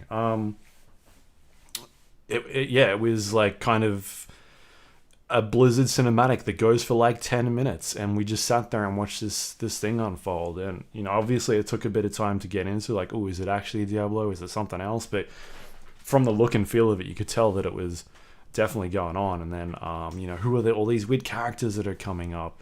And so it starts off, and it's kind of like these maybe like Tomb Raiders that are trying to get into this tomb. They're looking for treasure, and they've got some sort of person who's like translating the scribes on the walls, and it turns out that like it's not a tomb with treasure, it's something else, and something else is hidden here. And you get this voiceover of somebody talking in the background, and one by one these characters start disappearing, and it's kind of like this ritual chamber, and it ends up bringing back Lilith, who is the daughter of Mephisto, and I guess the Lord of Hatred, who seems to be the big bad villain in Diablo 4. Yeah, and so this whole cinematic plays out. Bam! Diablo 4 comes up on the screen, and everybody goes off the chain. Yeah, it was a really good cinematic. I think that they definitely kind of took it to heart last year when people were quite upset. And they were like, we'll fucking show them. And they come out and they open with that. And that was like, that was very intense and crazy. I feel like they could have left that, or I felt like they were going to leave that to last. And they were like, no, let's trot this thing out first. So yeah, what do you think of cinematic? Yeah, it was fucking sick. I came in about, I think it was like 2 minutes in, because I woke up to try and get to it. But I came in about 2 minutes in. Was a little bit late, a little bit lost, but immediately guessed it was Diablo. I guess because of where I was up to. It was fucking sick. It was really good. Just I had to go back and watch it. I've watched it like 3 times afterwards. Now. Just like the visual style of it. Yeah, it looks so cool. Yeah, it's gorgeous. It is some classic Blizzard storytelling. They are really good at that shit. That works really well. And then it moves straight into announcing or describing shit. Yeah, they then came out and talked about like what is the game. Yeah, and it's basically set decades after Reaper of Souls, which was an expansion for Diablo 3. Um, they talked about, I guess, the direction they kind of wanted to take this game, and it's taking a lot of influence from Diablo 2. Very dark and sort of desaturated colors, and gory. I think obviously Diablo 3 got a lot of flack for the way that they announced that game. There was that infamous rainbow over the bridge, over the water. Yeah, yeah. People flipped out about it, and it ended up they turned it into a bonus level with unicorns and shit like that, which was outstanding. But yeah, people were very much freaked out about that first initial reveal of Diablo 3, and they have gone like this. They've gone back. They've taken it. I've had a chance to play it, and it's dark and grim, and there's not a lot of color going on. It's very, very reminiscent of like the Diablo 2 sort of stuff. So that's cool. They're talking about like five regions that they're planning on doing, and they're these giant sort of shared worlds, which is something that's a little bit different. And the way that works is that there are other players that you can come up against or come across in like hub areas, so like the main town and whatnot. And then outside of that, you'll also have these world events and like world bosses that you can come up with, sort of like what Destiny was doing with those events, like nearby events. You kind of just see people out in the world and you kind of join up with them and fight a boss, and that's kind of what's going on here. So there's at one stage there's this giant boss that you can see, Ishava the Pestilent, and it's this enormous sort of like arachnid, no, like more like a not a spider, but like a scorpion sort of family, like that sort of style. I guess. Scorpions are arachnids. Yeah, no. You're gonna fucking Drew's gonna fucking. He's gonna get. Drew's gonna cancel his Patreon subscription if you don't fucking correctly analyze what insects are what. Yeah. It's his trigger point. Yeah, and so there's all of a sudden like dozens of people on the screen fighting this one boss and going ham on it. And so there's like situations where that happens, where you kind of run into other people in the world and you can go up against giant bosses and try and fight with them. So that's kind of what they're going with, like a shared experience. You don't have to play it that way. You can play it solo if you want to, or turn off like that stuff. But Right. there'll be instances where you can run into other people out in the world that you can sort of run along with. So that stuff is really interesting. Can you fight them? You can fight them, yes. There is PvP in the game. It's shocking, I know, right? So yeah, I had a chance to talk to two of the developers working on the game, a producer and the lead game designer. And one of the questions I asked them was about PvP. And basically, goddamn right. all these years back, we heard about how they were working on PvP. It never came to Diablo 3. And from interviewing developers of that game in the past, they talked about how they found it really hard to balance PvP. And I guess the word that I saw brought up a lot was sort of like they were finding it impossible. So I asked these developers like, why? What's sort of changed between then and now, where you feel comfortable with being able to put PvP in the game?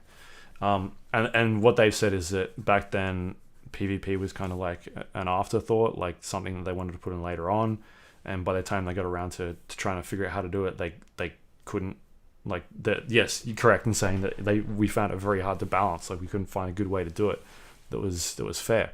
And so this time around, from the very start, they wanted PvP in there, and so they've structured a lot of the classes to be able to handle that, and so that there'll be spells and things that will work in a PvP environment. And so that's kind of why their approach and sort of like philosophy has changed between these two games. So PvP is something from the start that they've wanted to do, and they're focusing on making these skills and abilities and classes work within a PvP situation as well as PvE. I haven't had a chance to play PvP. It wasn't in there, but they talked about how they'll be sort of tweaking certain things so that it works differently in PvE as opposed to PvP. So they'll definitely be looking at ways to make sure that certain things aren't too overpowered in a specific battle or engagement in PvP. So yes, it is coming. Excited? See how it works, I guess. See if, like, you know, I believe it when I fucking see it, because we were promised it multiple times for Diablo 3, so... Yeah. The other thing they talked about was it's running on a brand new engine. I thought it was the updated Diablo 3 engine when I looked at it, because I was like, oh yeah, okay, looks like Diablo, but no, brand new engine. Right.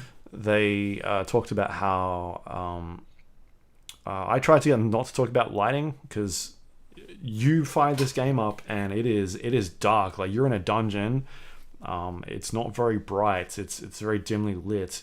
There's obviously certain lights in corners and whatnot that sort of light the area up, and the bubble, like the radius around you of where your player is lit up a little bit, but otherwise it's super dark. And you fire off a spell and it just kind of lights up everything around you, like as like a lightning bolt shoots across the screen. Like, you can see it reflecting off the walls and the objects around you and all the creatures, and you'll set someone on fire and you'll see that like reflecting in the background off of, you know, different objects in the environment. And so the lighting really makes it stand out. And so I tried to ask about the engine. I didn't really want to know about the lighting because I can see that. But I kind of want to know, in terms of the engine, like, what are the big things that they're doing in terms of like gameplay wise now that they've got this new engine. And one of the big things that and I think they talked about it during one of the panels, was that there's an entirely new animation technology they're doing where they're blending a lot of animations within the game. So for instance, one of the characters we saw was the druid, and he has different attacks, and one of them is like being able to shapeshift into a werewolf, and the other one is being able to shapeshift into a werebear or a beowolf. Yeah, werebear. And so you're able to use these two attacks. So say one of the attacks is bound to left mouse button and the other one is bound to right mouse button.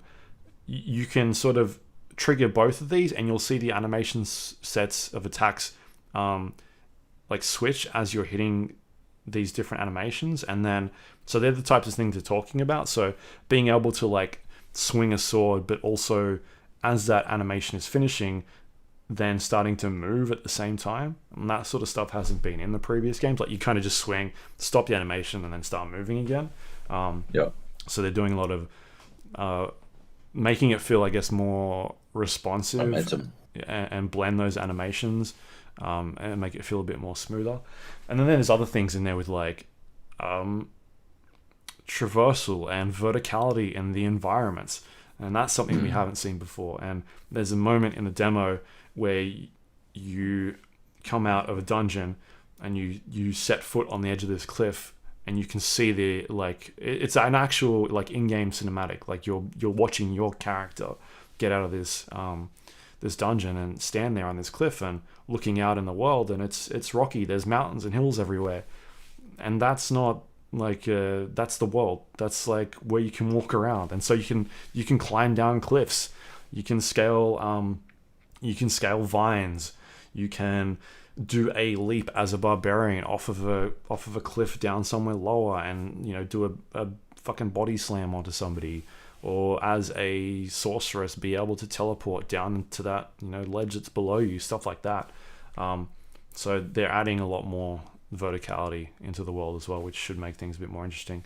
And then there's other things in there, just visually, day and night cycles and weather effects, you know, being able to have rain in the game and it affect the way that your character looks being wet, or going indoors and having your character dry as they're, you know, not in the rain anymore, or like puddles forming on the ground in indentations in the mud and things like that. The druid is able to call in like tornadoes and change the weather. He's able to use his sort of abilities to make rain clouds come and things like that. So there's a lot of different ways that you can sort of affect the environment as these characters. But yeah, I guess going back to sort of the world and what's going on. So you've got there's world events. So similar to Diablo 3, you kind of go out and find sort of little pockets of things that are going on in the area and complete those tasks. You run into different characters that are in the world. And then the world bosses, particularly some of the higher level bosses, will have like a stagger system. And so what this means is when you do enough damage or control spells on these bosses, you'll start to fill a bar up, and once that bar gets to its maximum, they'll be staggered in a certain way. And for instance, this particular boss, you would be able to cut off like part of her like leg or her like spines on her legs, and then that would stop her animation set from being as devastating. Like her reach wouldn't be as far. And so, wow. So she kind of had this like big, I don't know, you saw her very briefly in the demo, but this giant sweeping animation attack which kind of does like an arc, and so you'll be able to stagger that, and then if you want to take off that particular limb, and that will change that animation set. It'll make it shorter, and then you could do it again for the other arm later on in the fight if you wanted to. And so that's kind of what they're bringing to it.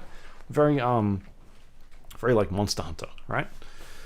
So I'm very eager to see how that is incorporated in the game. Like if it's going to get how big that sort of feature gets. That's really interesting to me.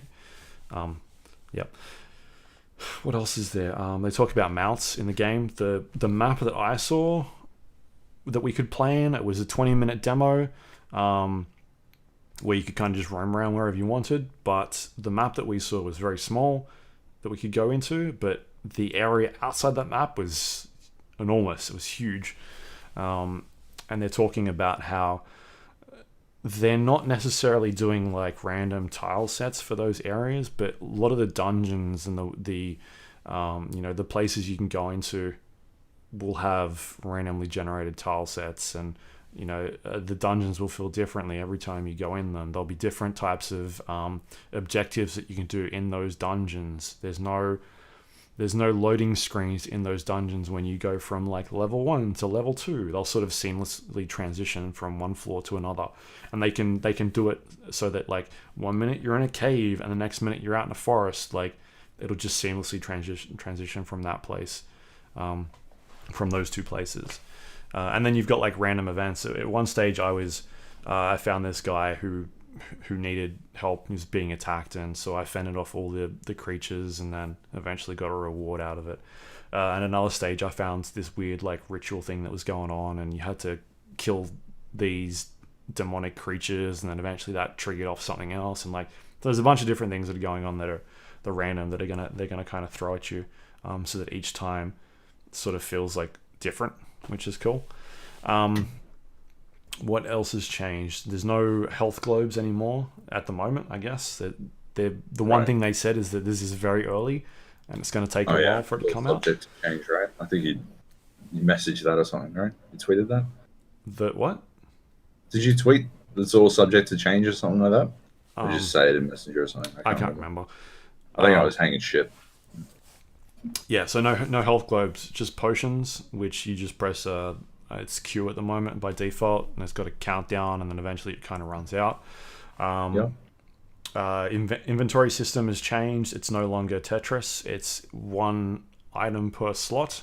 So a ring takes up one item, a helmet takes up one item, a rune takes up. Did you get into that with them? Because I didn't get a chance to ask them about that. Inventory is a pretty fucking classic Diablo. Yeah, I want to be able to Tetris my way through my stuff. Right. But I think they're just trying to simplify it down. It feels bad to have complained endlessly about inventory management in Death Stranding, only to complain again that's not complicated enough in Diablo 4, but like, come on. So I'll go back to this park. They're saying it is very they're saying it's a ways off, even for Blizzard time. When they announced what platforms it was coming out for, which was PC consoles or PlayStation 4 and Xbox One, developing it for, I was like, oh shit, this is next year. This is like soon. And then they went on to say, it's going to be a while off. Like, it is not as soon as what you think. Like, it's going to be a while to wait. So that makes me think it's 2021 at least, especially after getting a chance to talk to some of the developers and seeing where they're at with a bunch of these systems. It does seem like it's not super early, but they've still got a ways to go. So yeah, I don't think it's going to be next year. 2021 just seems really far away to me. Yeah. That's the only thing for this game. I think they need something to come out. I know they've got World of Warcraft next year and Overwatch 2, I suppose. But yeah, I don't know. They've got Immortal, which I can talk about later on. Sweet! Can't wait to hear it. Yeah. So yeah, no health globes, but that may change or it may not. I'm not sure. Like, a lot of this stuff could change during development. They talked a little bit about endgame, and there's going to be endgame dungeons, and the way that works is you'll find like dungeon keys throughout your travels, and then you can upgrade dungeons into endgame dungeons, and then each key kind of has like different rankings, and that affects their like complexity and sort of like the level that it'll throw enemies at you, and the type of reward you get out of it. So it's an interesting sort of system. Can you buy these keys in some sort of microtransactions? They did talk about microtransactions. They said that there's no microtransactions for like gaining, like for power levels or anything like that. The way they're working with this game is that they'll be doing a base game and then expansions. They said expansions. That may change because we know that Diablo 3 was supposed to have expansions and one only came out. But yeah, they flat out said that they're making expansions for this game. Right. Yeah. And are they selling keys? It doesn't sound like it. I think they have learned their mistake. It's interesting. An interesting setup. It's similar to the way microtransactions work, isn't it? Like wording wise, if they're saying conceptually, if they're saying that you can't, they're not microtransactioning ways to make you stronger, then I mean technically a dungeon key to get better loot is a way to. Yeah, I don't think they're doing it from the wording they're saying. Just mark this down, okay, dear listener. 2-ish hours into episodes 498 of the Game Arena podcast, the GA 492. My bad. 492. Joab said, "You reckon they're gonna sell keys?" And he was fucking right.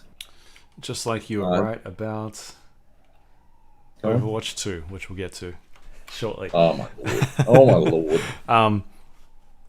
Yeah, so what I think they'll probably do instead is like cosmetic stuff. So the actual classes that you've got are customizable. So you'll be able to change the way they look in it. So their character, their facial features, and their build and things like that.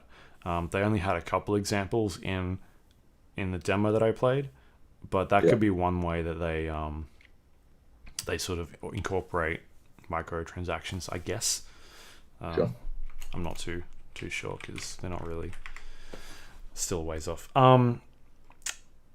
Yeah, so the characters they showed off: Druid, Barbarian, Sorceress were the three.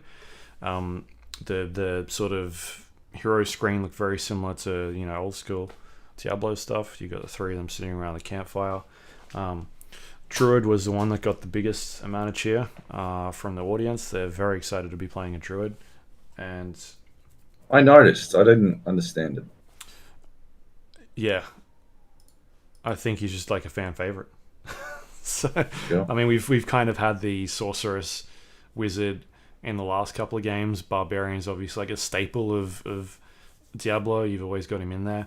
And then you've got the ones in between, right? Your necromancers and your paladins that come along later on, and your witch doctor, spellcasters, and I was hoping druids. for an assassin, to be honest. I think That's what I there's definitely going got. to be more. I think there's going to be another trap. There's going to be a trap person, like you said, an assassin. Yeah. I mained a demon hunter in Diablo 3, and my Mm. backup was a wizard, but my Yeah. main was demon hunter, and I love playing demon hunter. So I hope there's another range sort of assassin trap person or something like that. That'd be really cool. Yeah. But yeah, I got a chance to play. I think I played all of them. They've all got different skill sets, and yeah, they seem like a lot of fun. The way the talent system works is I think it feels similar to Diablo 3. So you kind of pick a range of different like spells, and then you can assign them to buttons. So it'll be like, for instance, a lightning bolt, or you go down fire or ice as a spellcaster, and then you pick which ones you want. And you start assigning skills, and then there's like a talent tree, and the talent tree then affects. It's like your basic talent tree. You kind of pick your first couple of points, and then eventually you get to a branch, and it'll be like, all right, now which way do you want to go? And then you can start like specking individual builds. Like, all right, I want to focus more on ice as a sorceress or something like that. And you start eventually working your way down, and it really changes up your playstyle a bit more. So talents and skills are in there. It sort of seems like a mix between Diablo 2 and Diablo 3, which is interesting. Didn't really get a chance to set my own skills. It was kind of already in there. We played as like a level 20 character around there. But yeah, it's all there. There's what else was there? Let's talk about elites. Elites, the way that they work is they've kind of got different. Like in the past games, you kind of get like names under them. Like there'll be named creatures that have special abilities and whatnot. This time, it sounds like they're gonna have like modifiers applied to them, and so for That's how instance, elites work. Yeah, go on. Sorry. yeah, they'll have like different modifiers. So for instance, there was at one point we could see like let's go with skeletons, because skeletons is the default fucking Diablo enemies, and then there are these skeletons that basically are like a giant blob of skeletons that throw like ballistas at you, and they're a bit harder to. They're kind of like a backline. They'll kind of just sit back and shoot at you, and so you might come across an elite who's got that ability, that ballista ability, and be able to throw them at you. But they might have a modifier on them that allows them to do like a multi-shot. So instead of throwing one out, they're throwing 3 out at you at once, and so they're applying these effects to elites, and it's very similar in the way that your weapon skills and legendary skills work. So they're applying it to not only you but also the creatures you come across as well, which is interesting sort of way. But that's how they worked in D3. Like, Well, they would be more like every time you hit them, they'll shoot a lightning bolt at you or something like that. But they're playing modifiers to their attacks. I more mean, like the idea that they just stacked modifiers to make them more and more elite. Yeah, but I think that what they're doing now is they're changing their attack abilities now, as opposed to like they're doing leech damage or something like that. Now they're doing different types of, like they're getting this attack from one creature and then sticking it on something else, and now all of a sudden the way it attacks you is completely different. That's pretty rad. Yeah, like another example is let's go with and I saw this happen in Diablo 3. You'd have like a creature that was able to res people, right? Yeah. Or resurrect dead creatures you've killed. And so let's stick that multi-shot now on that resurrecting, and he's no longer resurrecting one at a time. He's now resurrecting 3 creatures at a time. Okay, that's like that sort of stuff, right?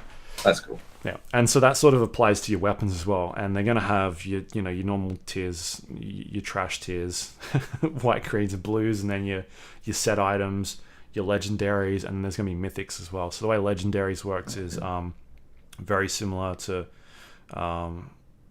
or maybe a bit different to the last game. So they'll affect your abilities as well. So for instance, the the example we saw was like the sorceress. She'll be able to use a teleport skill, but maybe you get a legendary helmet that makes your teleport skill also cause a Nova lightning attack when you use it. Or maybe you've got a I don't know, some boots that no longer cause you to have a teleport cooldown, but instead it uses a bunch of mana and it transports you to a random location. Like you can't can't specifically put a point of where you want to teleport. So like you've now got items and gear that you can use that affects your abilities and the way that you kind of use them, and you can sort of skill in terms of that way a bit more. And then you've got the mythics, which are the level above legendary, and they will end up having like multiple of these sort of modifiers or enhancements on your gear. So the legendaries, I think, will only have like sort of one modifier, whereas the mythics will have like 4 or 5 of them. So you can sort of then start getting like different abilities that affect these skills. So that's kind of a really interesting way of doing it. That sounds fucking awesome. It ain't done yet. That's what I've been fucking... Yeah, I know, but still, like, that's what I've been waiting. That's what I want out of these kinds of games. It ain't done yet, though, Joe. Wait, hold up. Then you've got sockets, right? And in the last games, you would have, like, you'd have gems, and so you'd stick, like, lifesteal or armor or something like that on there. They're going back to runes and rune wards. And so you've got conditions and rules. Sorry, you've got condition runes and effect runes. And so you have a condition rune, which would be like, whenever the example that they gave in one of them was like, whenever you are stunned or frozen, activate the next rune. And so it's like condition, and then the next one is effect rune. And so the effect rune will be whenever active, gain 500 damage barrier. So if you're stunned or frozen, you now gain a 500 damage barrier. Or you could be like, whenever you're stunned or frozen, activate the next rune. It'll be, when activated, gain a random shrine effect for 7 seconds. And so now all of a sudden, like it's like a fucking programming statement. It's like an if and and. Like, and then you can start mixing all these different rune wards. For instance, what was the other one they put on here? When a pet dies, activate the next socketed rune, and the rune effect will be, when active, your next thorns deal 30% more damage. And so then, or you could go back to the other one. You know, whenever your pet dies, you gain a 500 damage barrier. And so there's all these runes in there now that you could then put on top of those items that you're using. That's amazing. That's fucking sick. Yeah, holy shit. It sounds sick. Yeah, and then what else is there? They're going to have seasons in the game again, and they talked about sort of comparing it to last season. They don't really want to do what they were doing last season. Last game with Diablo 3. The way they want seasons to work is that they want the player experience to change every season. And so last game they were kind of just doing seasons and throwing in new items and sort of tweaking like spells and abilities and whatnot. And so you'd sort of see like the meta be like, oh, Demon Hunter's the way to go this season, or, you know, Paladin or something like that. Whereas what they want to do this time around is they want sort of every season to feel fresh and different. And the way they're going to be doing that is by introducing new legendary items every season. And also they want the sort of goal to be that every time you play it, you're going for a different build, because all the gear is going to be completely changed up, as opposed to like what they seem to be doing last with all these seasons previously was sort of like balancing it and being like, oh, this thing's a little bit too overpowered, let's bring this down a bit.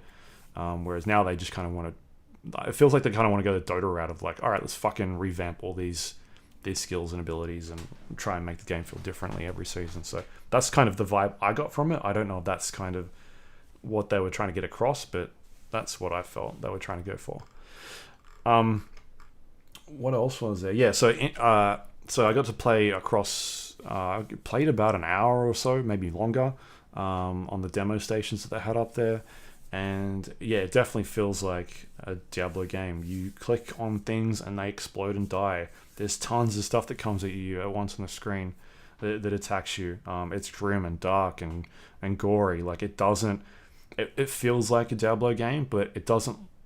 It doesn't look like that last Diablo game. It looks like they've definitely gone back and heard the feedback and been like, all right, we're gonna have it be gory and dark and grim and desaturated, and we don't want bright colors in there. We're gonna listen to what people want. So it seems like they've really taken that feedback and run with it. It definitely plays well. There's some quality of life stuff in there that's, stuff that you like, being able to put markers on the screen, on the map and things like that, which is cool.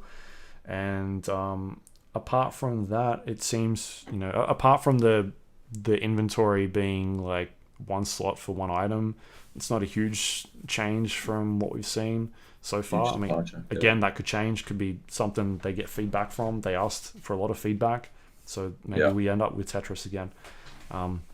But yeah, man, I dug it a lot. Like it feels like a Diablo game, and as much as I did not like where Diablo started, mainly because of the pay to loot. Like it's a loot game, and you're gonna fucking ask people to be able to either buy loot with in-game currency or with real-world money. It was such a bad mistake. But they turned that game around, and it became like game of the year material for me. Like by the time that game got to Reaper of Souls, it was I spent so many hours playing that game. They put adventure modes in there, which was nuts. And they've talked about a little bit about how they want to sort of lay out the campaign this time around. It's going to be a bit more open in terms of a bit more like that adventure mode, so you'll be able to go anywhere you want, but there'll be like levels sort of locking you off, and you'll be able to explore a bit more. You're not necessarily going from one objective to the other. You have this giant area, you can kind of go out and sort of play it your way, and then eventually we'll see, I guess, but maybe there'll be ways to finish the game super quickly, or maybe there won't. We'll see how that kind of pans out. But yeah, man, I dug it a lot. It looks like the feedback from everybody that I saw is really positive on it, so it's looking super promising. It just seems like it's going to be a ways off. I'm still thinking 2021 at this stage, maybe end of the year, if things go to plan. Yeah, I dug it. It's good. It's really good. So Diablo 4. I like the direction they're going with it. It's very good. All right, what else did they talk about? They came out and showed some extra content for World of Warcraft Shadowlands, which, yeah, man, Blizzard makes some good cinematics. This cinematic was amazing. They came out as soon as I saw it was ice, and you could see that we were definitely going on Lich King stuff. I was like, oh my god, they're not seriously just going to remake fucking Wrath of the Lich King. Yeah. They're not going to send us to fucking... How many times can they fucking revisit that same content? But clearly not. Yeah. And people were very vocal about what Sylvanas was doing at that stage. I don't think it came across during... They probably cut out all the audio from the crowd. Right. But there was a lot of upset people in that crowd. Oh, really? No, they thought she was going to put the helmet on. Oh, okay. Because the way they framed it was like Sylvanas basically like captures Lich King and ties him down, steals his helmet off him, and it looks like she's about to put it on, and people were going nuts in there.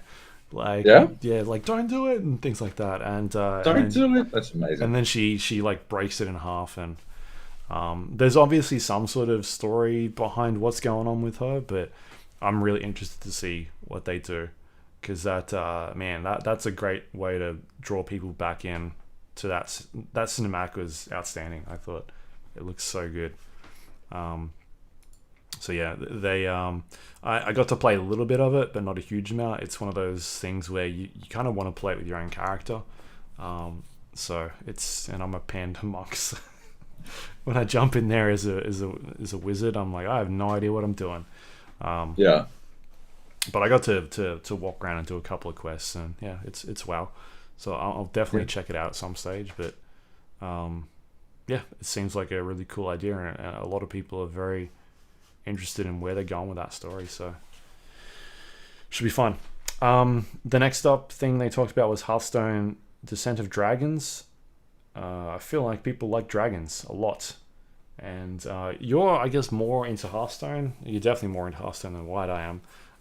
What was your kind of vibe about what was going on here with the decks? I sort of tuned out, to be honest. It was pretty early in the morning for me, and yeah, I've been burned out on Hearthstone for basically ever since Auto Chess came out. Auto Chess has 1000% replaced any desire I had to play card games, and yeah, so I just sort of didn't pay it all that much attention. Right. Yeah. So yeah, they basically introducing like dragons into the game, new keywords, new mechanics, new types of hero cards, and They're like leveling up. Cards are like leveling up over the course of shit, which is vaguely similar to something that they've done before, but it seems to be going like way more hardcore into it. And I think it feels like a reaction to the Legends of Runeterra, right? Like, because that's like the hero characters. Legends of Runeterra seems to me like a melding of Hearthstone and Magic, with the hero characters sort of being like planeswalkers, and but they can level up by completing stuff in over the course of a game, and that's what this feels like, a full-blown knee-jerk reaction to that. Although obviously based on just knowing how long development takes, there's no way that it is unless they had fucking spies at Riot Games. So yeah, it's clearly not that. It just feels that way. Yeah, it's very similar in concept to me. But yeah. So yeah, they're doing a couple big changes in there. But the bigger one, which was again a surprise to me because I didn't think they were going to do this, but Hearthstone Battlegrounds, which is your auto chess game. The auto chess, yeah. I didn't really get a good idea how this fucking worked though. I couldn't get a good grasp on it. It definitely looked weird. So not like your typical auto chess. Yeah, so I think you're still sort of you're playing against there's 8 people in the game, and you're rotating each time against somebody else that's sort of you're fighting up against, and so I think your board stays the same each time. Would be my guess. I've not played it, mainly because I'm not a Hearthstone player, so they had stations set up, and I would have just got my ass whooped, and then also not know what I was doing. But talking to people that played it, said it's very good. The only thing it needs work on is the UI. It seems like the UI needs some tweaking, but the people that I spoke to that played it seemed to really enjoy it, and these are people that play auto chess as well. Yeah. Okay. So I'm definitely keen to jump in at some stage. In early access now, so yeah. I mean, I don't know. Maybe Blizzard could hook me up, but I'm not going to have any fucking time to play it until God knows when. So I might as well just wait and see if it comes through, as opposed to specifically chasing it down myself. Yeah. Anyway, and then they wrapped on. Yeah, I think that was the last one. They wrapped on Overwatch 2.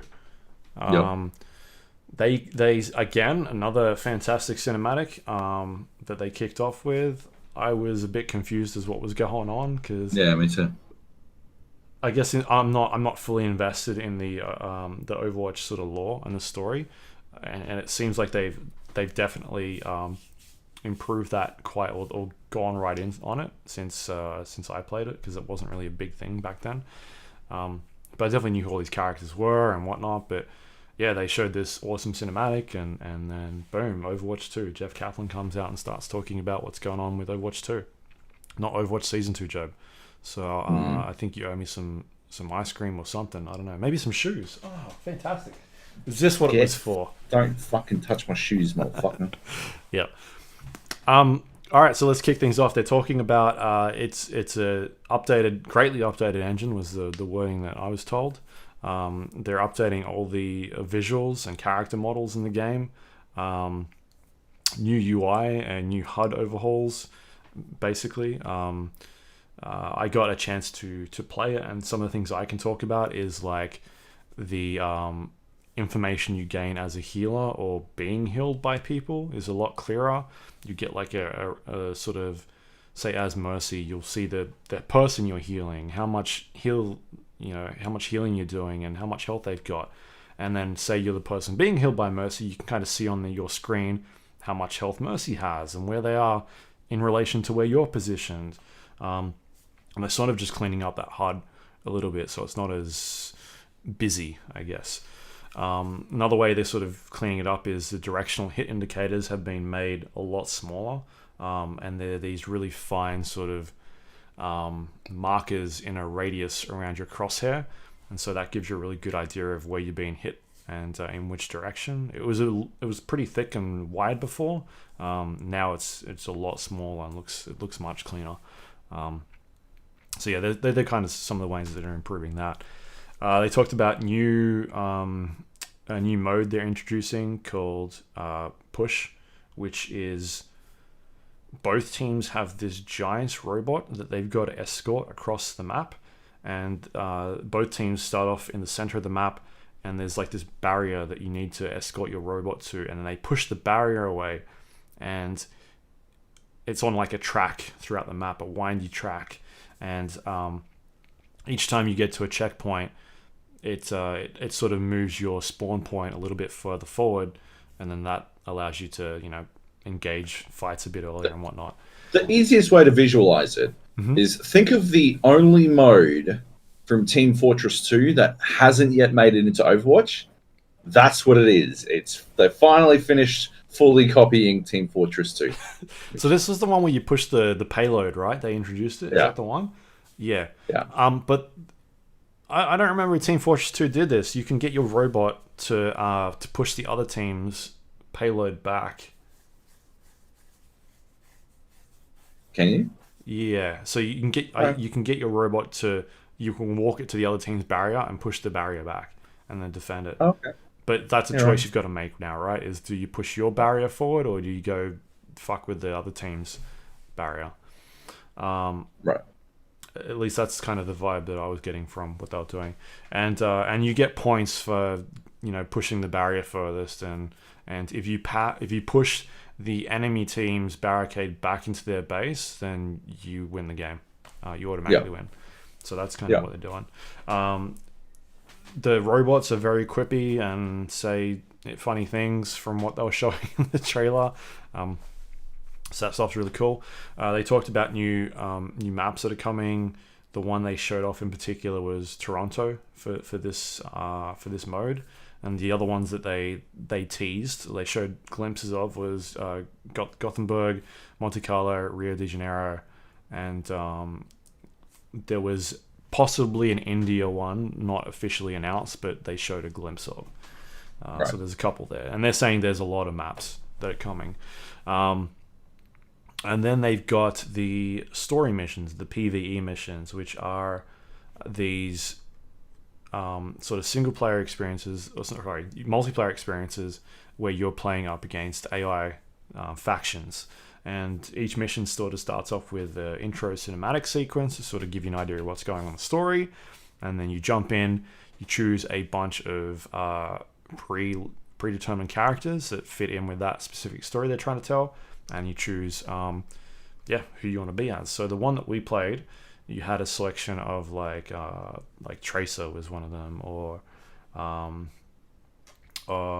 what's his name, the dude that heals people and runs around in circles. I can't remember anymore. I've drawn a blank. Lucio, yeah. Or there'd be like or May was in there. Like, so you kind of pick which one you want. You start this mission off, you go, and it's pretty basic to start off with. It's like waves of enemies that are coming at you, and then you clear them out and you move forward in the map.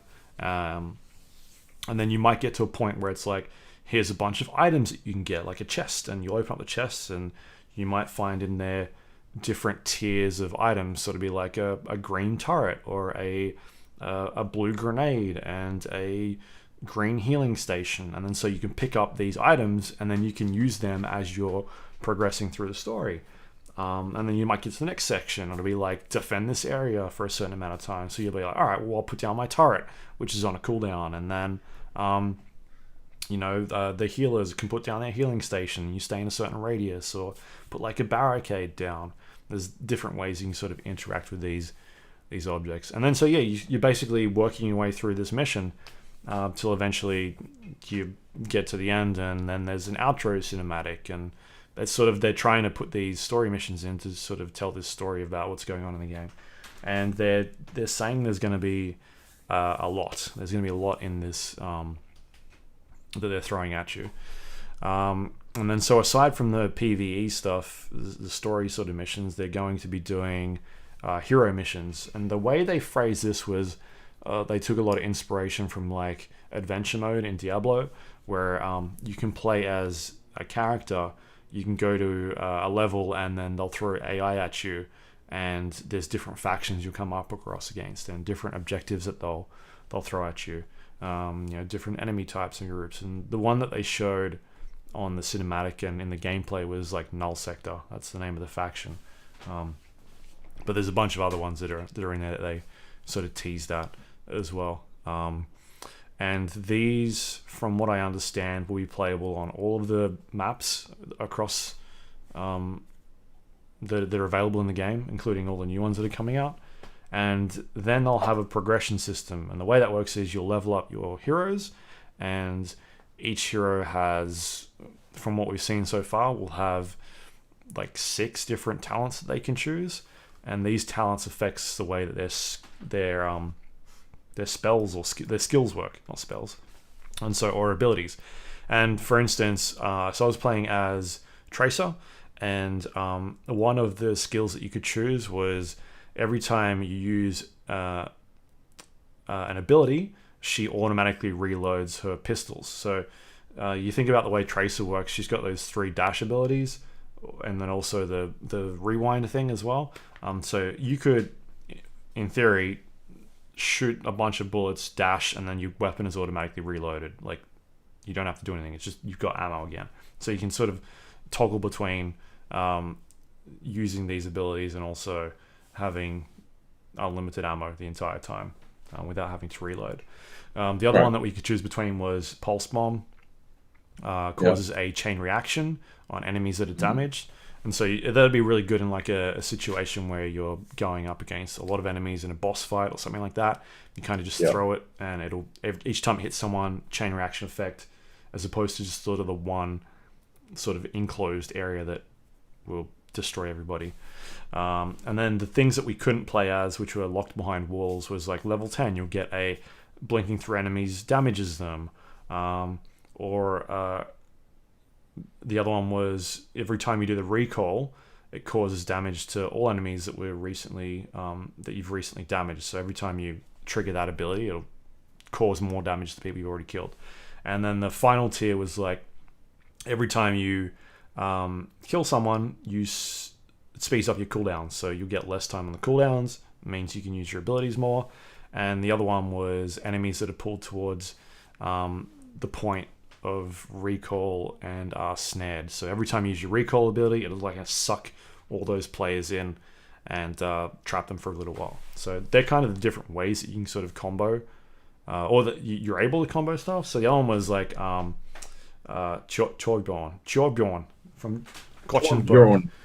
Torbjorn. So he's able to throw out turrets, and one of the abilities was like you can throw out 3 mini turrets instead of 1 giant turret, but then you can also make the turret be a flamethrower now. So you can now do 3 mini flamethrower turrets. So you can combine these abilities as well, which is a unique way to do that sort of stuff.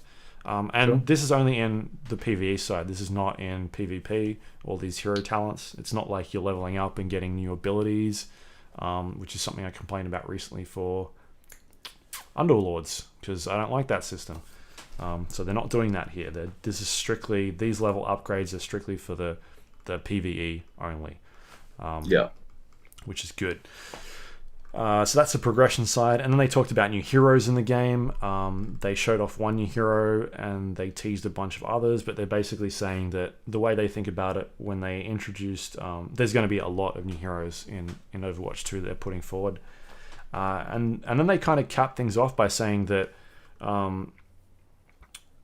like, a really interesting of people that have Overwatch will still be able to play people in Overwatch 2 for multiplayer, and the updates will run across both games. So people that have the original game that don't want to play any of the PvE stuff or any of the story missions or hero missions, they don't have to buy the game. They can just keep playing Overwatch and they'll be able to play PvP. They'll get all the updates that come through, new heroes. They're going to push through, by the sounds of it, a bunch of the UI updates. So if you're not going to be left behind to get those Mercy updates, those Mercy UI updates or things like that. So everything in PvP will be on even playing field, which is an interesting way they're doing it. And they're talking about sort of redefining or rethinking the way that multiplayer works across games. And I think it's an interesting, approach that we haven't really seen, or I can't think of any examples that we've seen of recently, at least. But it's just a case of whether or not PvE is interesting to you at all as a player, or if it's not. But they're not locking people out of it. Let this go. They also said that inevitably people on Overwatch 1 will be upgraded to Overwatch 2. The new engine. Whether they buy it or not. Mm-hmm. And they just won't be able to play PvE. It'll just be locked out, essentially, is what I read. Yeah. Which, to me, means Overwatch 2 is a PvE expansion. It's not you're not playing multiplayer across two games. You're playing the same fucking game, but you've got a PvE add-on. That's it. That's all it is, right? Calling it 2, right, is it's fucking nothing. It'd be like if every time you fucking patched a game, you were like, and now we're up to version 2, instead of 1.03 or some shit, right? Like, get the fuck out of here. That is fucking insane. It's not fucking Overwatch 2. It's Overwatch PvE. And also a recommittal to actually creating fucking content for Overwatch 1, right? Because the content release schedule for Overwatch 1 was fucking abysmal. It was fucking dire. It is out of control how slow they have been. Like, we think about, like, games that have been slow to fucking update stuff, right? We complain about Underlords, not releasing heroes fast enough. And to be fair, they won't. But, like, that was over the course of, what, 2 to 3 months? Maybe a little bit more. We talk about PUBG being too slow in a world where Fortnite exists. Overwatch, how many heroes have they added since the game launched? I have no idea. Is it 7 or 8? I can look it up quickly. Do it. Is there a Wikipedia page I can look at? Yeah, there is. Fucking you hope there is. By the looks of it, they've added about 18. 18? The game started off with 12, and they've now got 32. Since that's 20, first of all. 20. Sorry. Yeah, I'm just quickly maths. Super easy maths. It's a fucking good lord. And no, there's no fucking way. Sorry. This is a reveal date. Okay. Yeah, you're right. No, 10. 10. Okay. 10 over the course of 3.5 years. 10 updates in 3.5 years is not a lot. Mm-hmm. That's not much. That is, what, one every 4 months-ish? And we complain because PUBG is pushing 2.5 months. Right, we're like, fuck, 2.5 months is too slow. Fortnite is doing major updates every fucking week. You got to be faster than that, PUBG, if you want to fucking keep up in today's fucking landscape. And Overwatch is like, well, we're coming up on 3.5 months. I guess we should probably release something. Right? Like, good lord. Yeah, they need to be a lot fucking quicker. They should be aiming, right? If they want people to be fucking interested, they could have solved goats, right, in one season instead of letting it fucking destroy 1.5 seasons of OWL by, I don't know, releasing twice as many characters. Because why the fuck would you continue to play goats if you've successfully shaken up the meta? Yeah, Rainbow Six blitzes it. They've got one every 3 months. Yeah, like every game blitzes the content release schedule of Overwatch. Overwatch 2 needs to be, apart from a PvE expansion for Overwatch 1, it needs to be a firm commitment to, now we're going to be dropping shit constantly. Like, you can expect a fucking rapid fire release of shit, and we're gonna hit fucking 100 characters in the next 3 years or something like that, right? Like, that's what they need to be doing. Not, well, yep, we've got all these characters and we've got 4 maps hinted at. So you'll see those, and we're going to use that to tide us over for the next 6 years, right? Because if that's the case, like, who gives a fuck? Yeah. Anyway,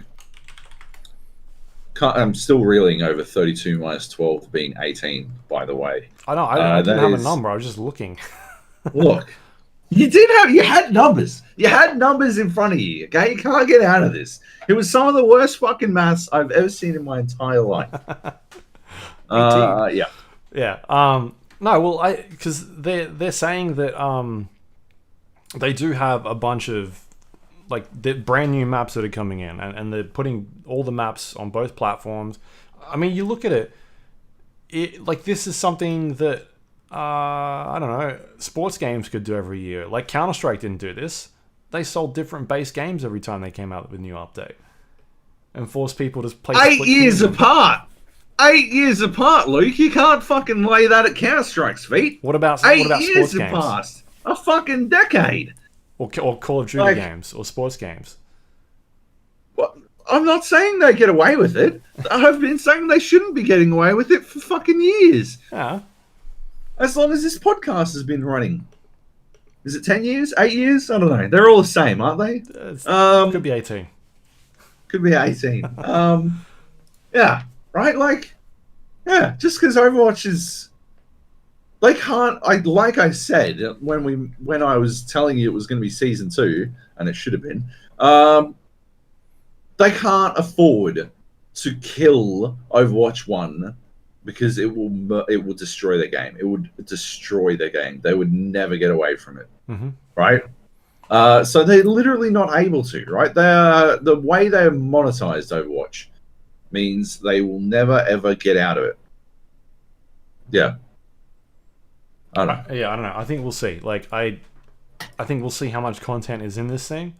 They're saying that it's more than what was in the base game of the original Overwatch, and that's why when they set out to make this, because I asked them if there was any discussion at all of making this an expansion. They said, well, when they started, it was supposed to be a sequel, and then they looked at features that they wanted. The one that was like the most requested was they wanted a story campaign for all these characters. So what they've put in. So I think we'll get that. We'll get all the new PvP missions, as well as the crossplay stuff. The engine updates. I think once we see what kind of comes out, because they're not. It's sounding like this is probably at least a year and a half off, maybe next year, maybe again 2021, early 2021. It cannot be 2021. It absolutely cannot be. It needs to be middle of next year at the latest, in my opinion. It can't be It cannot not be out before BlizzCon next year. They said they'll be talking about it again at next BlizzCon. That's fucking bananas. Because they're not didn't they also say they're not doing the new characters are Overwatch 2 characters? Yeah, but they might have other stuff in the pipeline. But that means the fucking content release schedule will not take place before a year from now. That means another 12 months of the same stagnant content release schedule. Overwatch can't live through that. Overwatch cannot continue to tread water, right? They may be somehow pushing numbers up in the Overwatch League, but the next transition when they move to home and away games internationally are going to be devastating for the Overwatch League, right? It's going to be a massive one-time uptick in viewing as people explore the format, but commercially it is going to be a fucking non-stop dick punch because the logistical issues alone of transporting an entire team internationally every game, and we're not talking fucking internationally as in flying to fucking Toronto, right? We're talking Paris, Shanghai, and fucking Seoul, right? Like that's the flight to Seoul from America isn't fucking short, right? You got to somehow they got to fucking timetable that shit. They got to somehow make it so that every single person who flies to fucking Shanghai isn't fucking brain fucked every single time they do it, right? So the quality of games is going to fucking tank because none of these teams have fucking jet lag specialists on hand, right? Like private jets, the Overwatch jet. The old Overwatch jet, right? Like, that's the thing. They already spent $20 to $60 million to buy into this league. So either you're sunk cost fallacying your fucking balls off trying to make this shit still work, or you are cutting costs fucking everywhere to the point where it will become a state where the players who are earning a rumored 100 to 200k, right, for their time, will be start getting paid a significant amount less, and people who are somehow getting them to their fucking destination they'll be the real talent that we're seeing. Like, they'll be the ones making the real fucking money because they're the only ones somehow making this entire fucking nightmare work, right? And if you're adding all of that onto an already stagnant release schedule, an already stagnating fucking competitive meta, Overwatch League dies. Like, it should have died already, right? That's the thing. Overwatch League was running on the fucking smell of an oily rag as it was. So I do not understand how they could. I assumed Overwatch League was coming out in fucking January next year. No, sorry, Overwatch 2 was coming out in January next year. Right? That's as far away as I can envision them lasting without it. Because if we don't have more fucking characters and maps inside of 12 months, nobody gives a fuck about Overwatch. They'll get another fucking tick up when Overwatch 2 releases. But good God, the fucking pace at which games release, like high quality Twitch capturing / mixer capturing games release these days is too fast for them to just fucking piss it away waiting an extra fucking 12 months. So yeah, no, if it's not out before BlizzCon next year, it doesn't fucking matter. In my opinion, it'll be too little too late. We'll see. It is a very popular game. They had a lot. It is a very popular game, and yes, there is a significant amount of sunk cost going on with it, but at some point, everyone fucking cuts and runs. We'll see. It doesn't last forever. They're Blizzard fans. Like, look at WoW. WoW is still hugely successful. I think the Overwatch is probably maybe their most successful game these days. Sure. But yeah, people stick around. It's there's a lot going on. But yeah, I'm sure we'll find out. There's probably more stuff they'll reveal over the next year. But it does sound like, I thought they said that we'll be seeing it next BlizzCon still. And that it's still in early development. But yeah. Anyway, what else was there? Diablo Immortal. They didn't show that at all on the stage. But they did have stations set up. I had a chance to play the game, and it's pretty good. I played it on a tablet. It's very inspired by Diablo 3. Played as a demon hunter, similar skills that you would see in there. You kind of use your finger to move around in a direction using a virtual joystick, and then on the right hand side you've got your skills and abilities and attacks, and you hold down the attack button, your character automatically attacks things, and then you've got skills and cooldowns on the side of that. You press them, and you can so sort of like you'll press the button, and then you can, while your finger is being held down, it puts like a radius or a direction around your character. So say you're going to shoot a bow, a really high powered arrow in front of you. It'll show you your character in the middle, and then like a direction of where you're aiming it.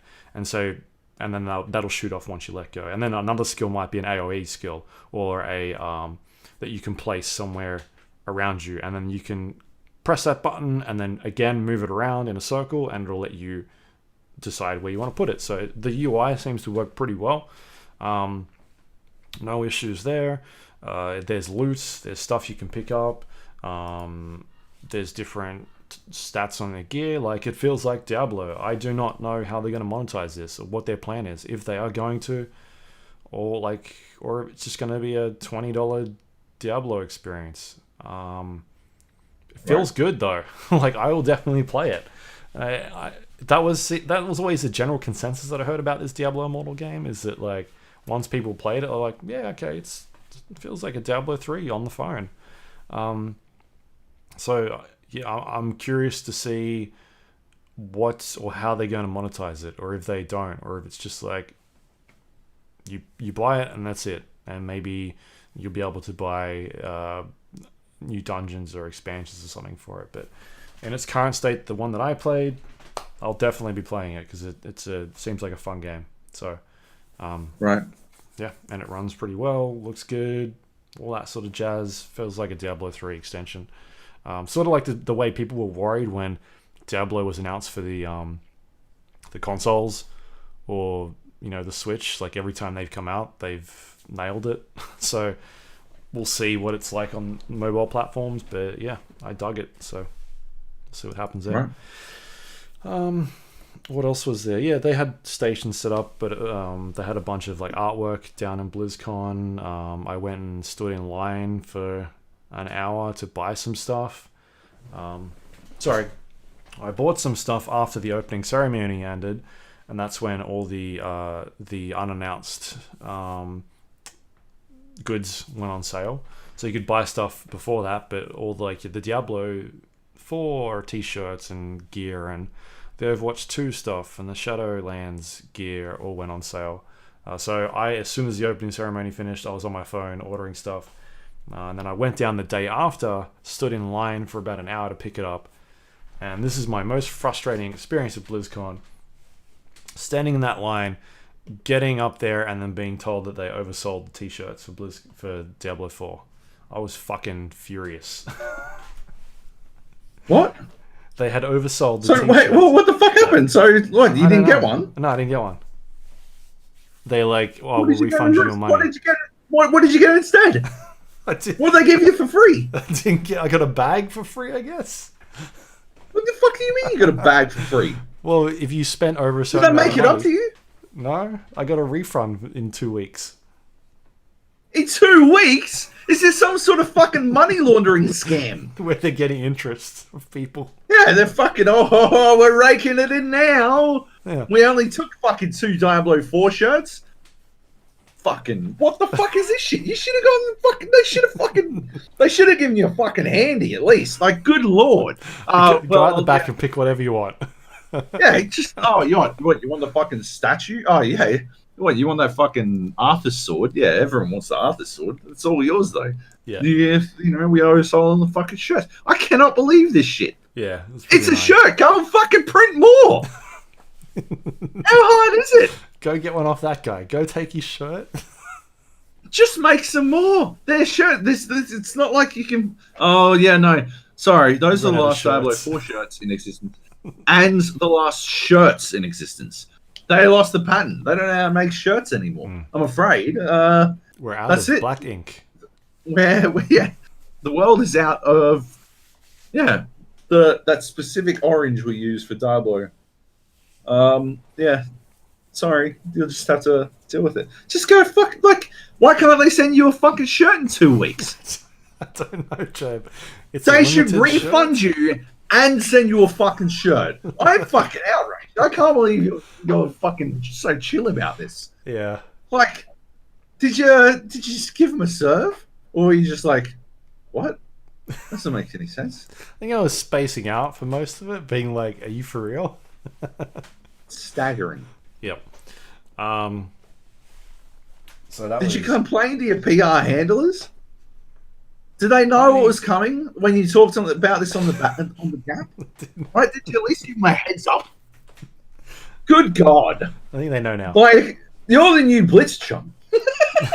Okay, I've gone too far with that that's too far. He's trying to free people from a terrible country, and I didn't get a T-shirt that I bought. That's, Yeah. Classic Gap. Yeah. So yeah, that was my only negative experience. Otherwise, I think it was really good. I feel like this BlizzCon, not just because I went, but I feel like the things they announced and they talked about is probably one of the best ones they've done, maybe ever. In a while. Yeah, ever. In a long time. Yeah. That I feel like the Overwatch, World of Warcraft, and the Diablo IV announcements are like all top tier announcements. Like, for people that like that stuff, we're really excited. I don't know if the Dragon stuff in Hearthstone really hit that point, but fans of those particular genres were going crazy for this stuff. Yeah, they were definitely very hype announcements too. Yeah, Yeah. So yeah, man, I enjoyed BlizzCon, not BlizzCon. The last thing I put on here was Cornhole. There's a reason why. We went out for drinks one night, and Cornhole is a game where you get a sack, and you got to try and throw the sack into a wooden board with a hole in it. And there's 2 teams, and they're sort of spaced. They're spaced on the floor far apart from each other. And you kind of just throw them, and you got to get them through the hole. We had 2 Blizzard people there that I think they were picking teams, and there was like 6 of us there at the time, and I got picked first because I knew things about basketball. That makes sense. So therefore, I got picked, and it turns out I should be a professional cornhole player because I fucking destroyed the other team. Really? We got, I think it was 6 sacks. You have to try and get in. We've been drinking for a little bit, naturally, but I got 5 of them in the hole out of my team. Damn. I was on point, and when I won us the game as well, it was amazing. The only time I've seen Cornhole played is when they play that variant where they lie underneath the board, right? Someone has to lie underneath the board, and they put the hole over their nuts, and then you try and you cornhole them, I guess. That's the only time I've ever seen Cornhole played, but it's fucking hilarious. It sounds like it would be. So, professional cornhole, Luke Lawrie. That actually sounds more like something dirty. Yeah. Anyway. Stick it in your cornhole. Yeah. Yeah. Oh, you should see Luke hit the cornhole. He's good at cornholing. He is. Yeah. Yikes. Yeah. Anyway. Sounds cool. So yeah, man, I really enjoyed BlizzCon. Someone who's a giant Diablo nerd that has been playing them for a very, very long time. I was super stoked by that announcement, and also getting to play it and being blown away by how good it is so far, or how much they're really going like, we're going Diablo 2 route, and fuck you, we'll show you how good we can make games. So it looks good. I think that's it. No, there was one thing I didn't put on the list because I forgot. All right. I went to an event of my own on the weekend. Red Bull Fight or Flight took place on Saturday. Red Bull Fight or Flight, it was a PUBG tournament held here in Sydney. I got to go along as a VIP, which basically just meant that I got to sit in the cool VIP seats. They used the similar setup to what Red Bull had at IEM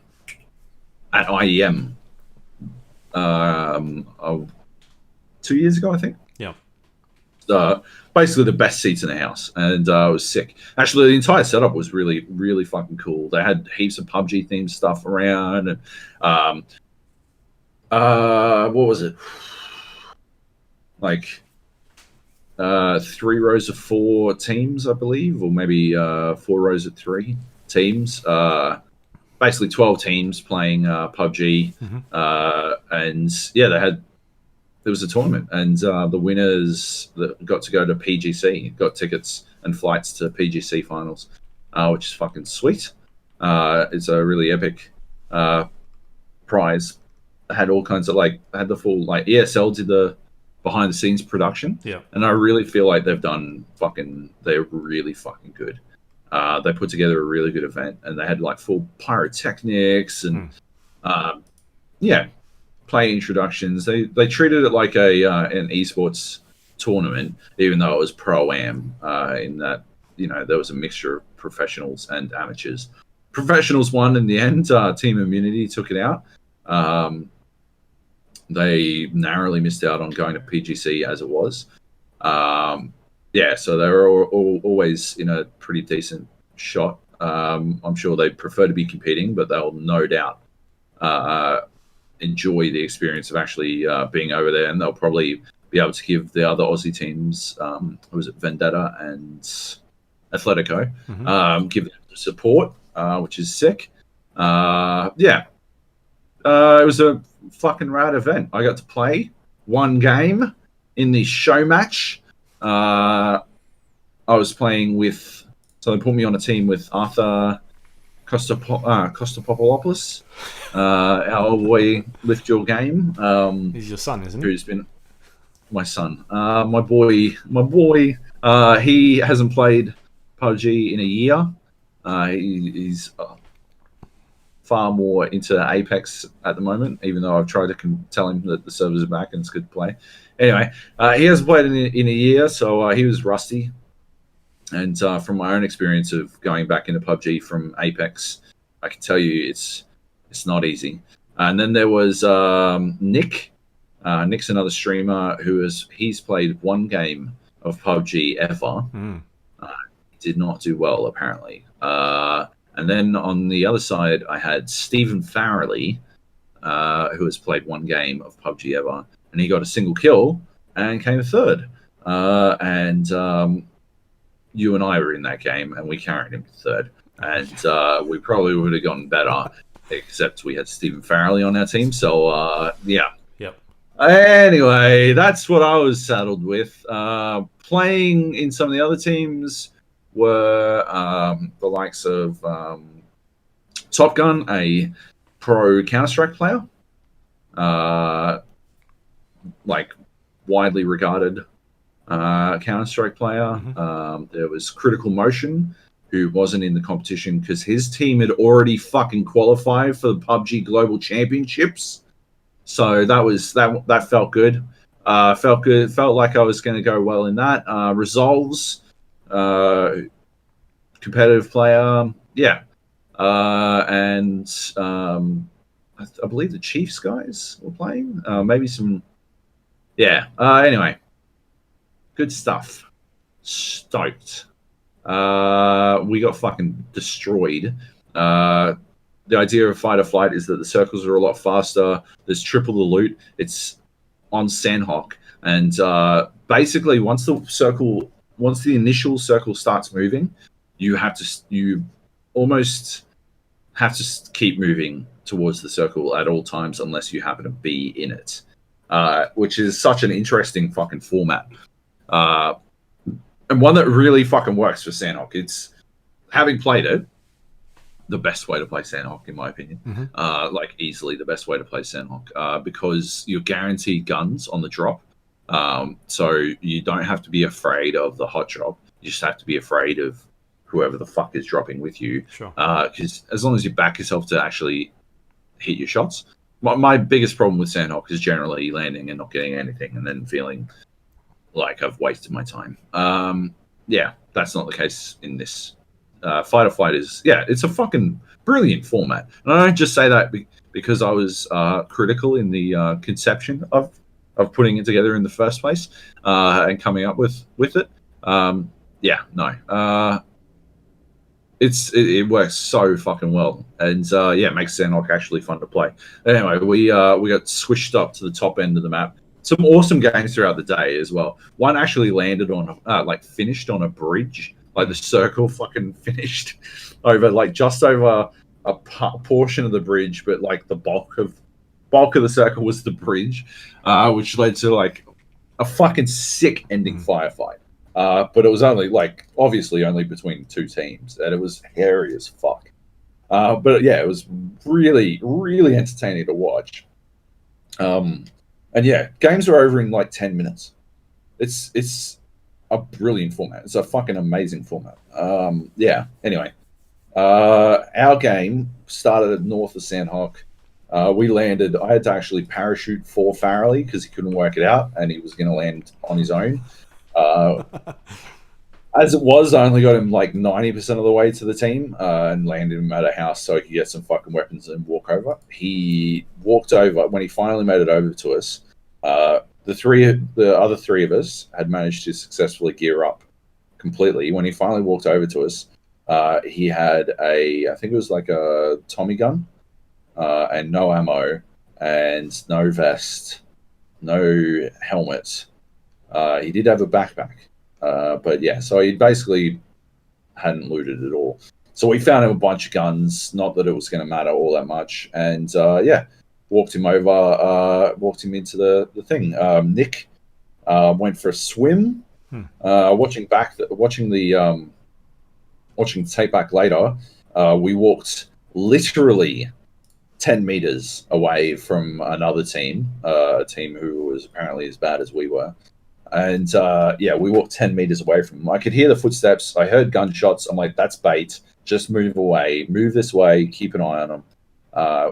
Fortunately, we did that, but Nick decided to go for a swim for a while. And and then we managed to get in. I took some shots, got some good hits on the team that we were 10 meters away from, but we moved into Paradise Resort. And when we got into Paradise Resort, we got sandwiched between Critical Motion's team and Top Gun's team. And that's how we fucking died.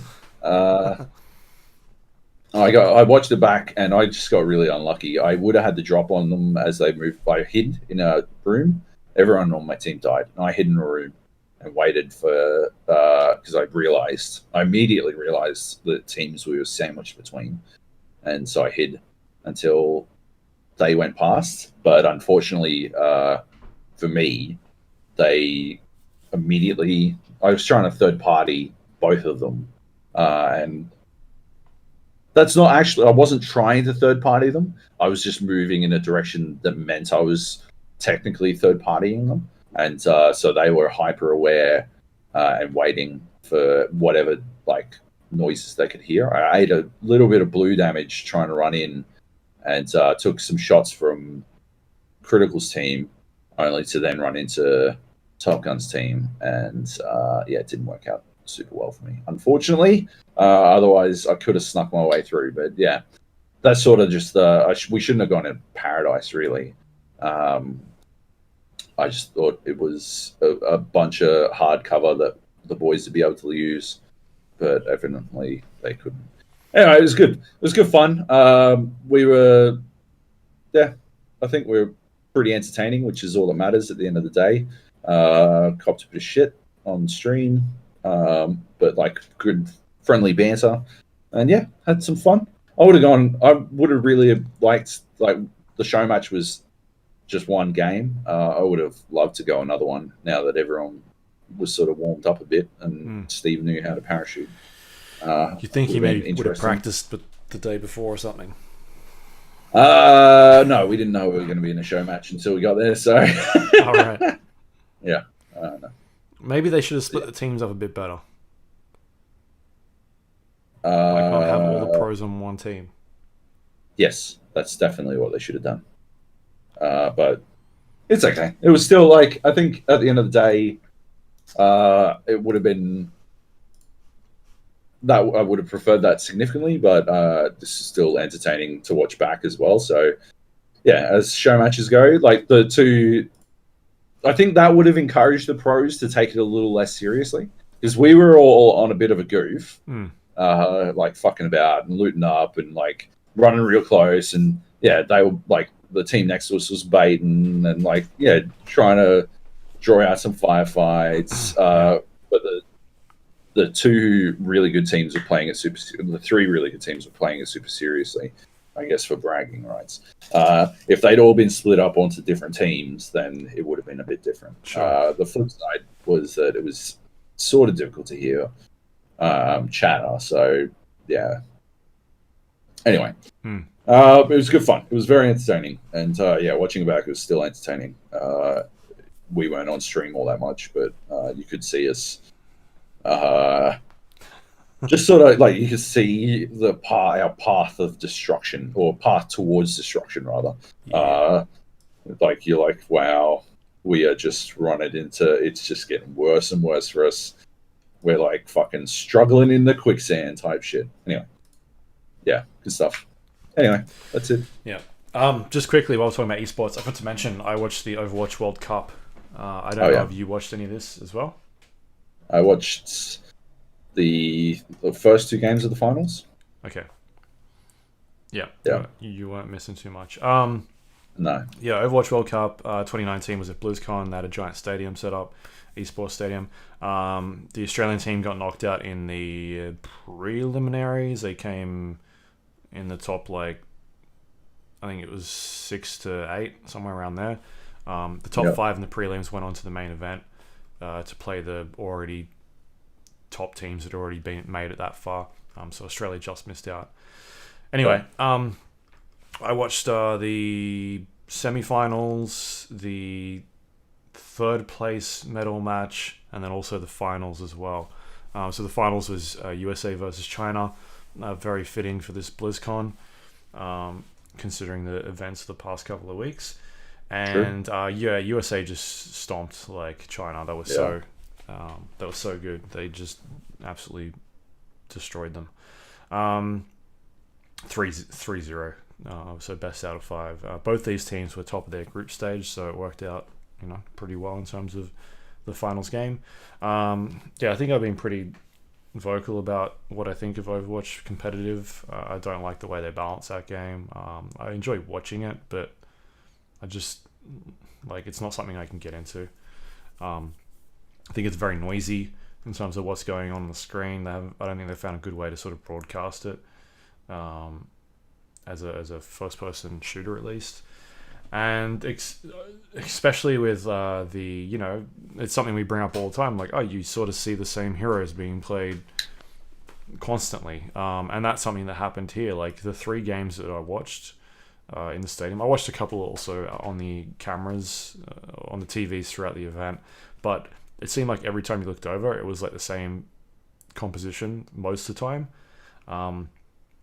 And there wasn't much variety. Like every once in a while, they'll bring out something new to try and, the losing team will try and get in front by trying something different. But for the most part, it was like, oh yeah, okay, you got the same healer. Like both teams using the exact same competition on the same map, and then they'd switch to the next map, and then pretty similar. They replace 1 or 2 characters, for the most part, very similar.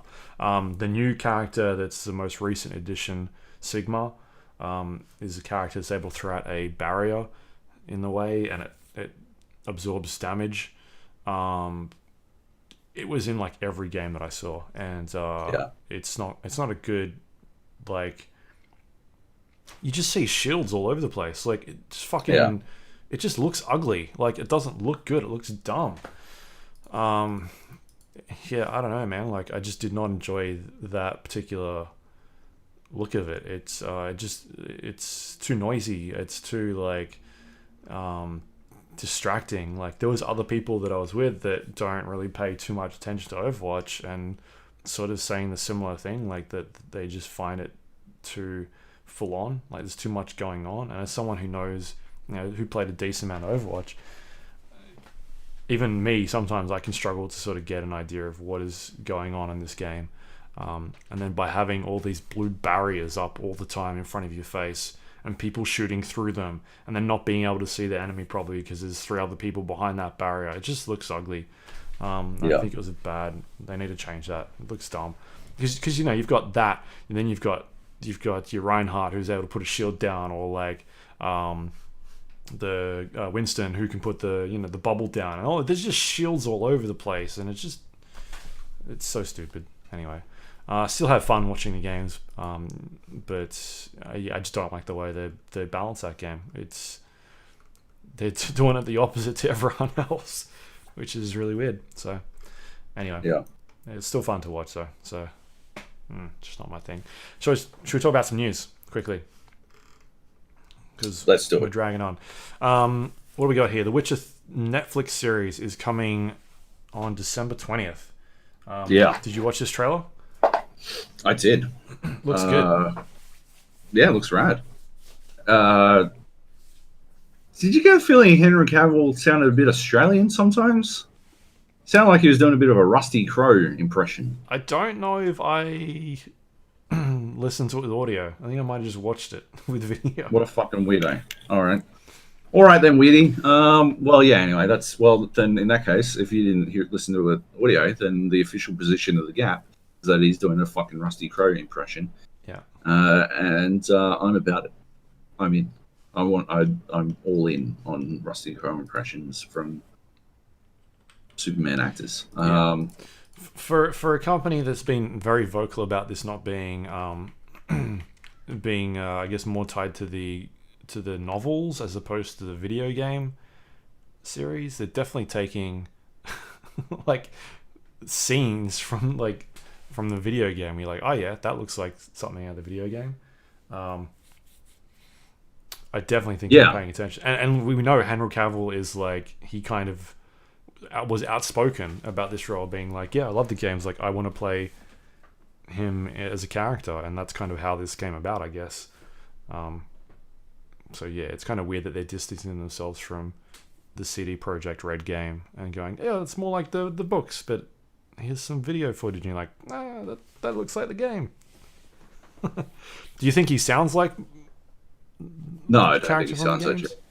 No, not at all. Well, not at all. Not necessarily not at all, but more. I don't think he's going for that voice. Right. Yeah, like, they're both gruff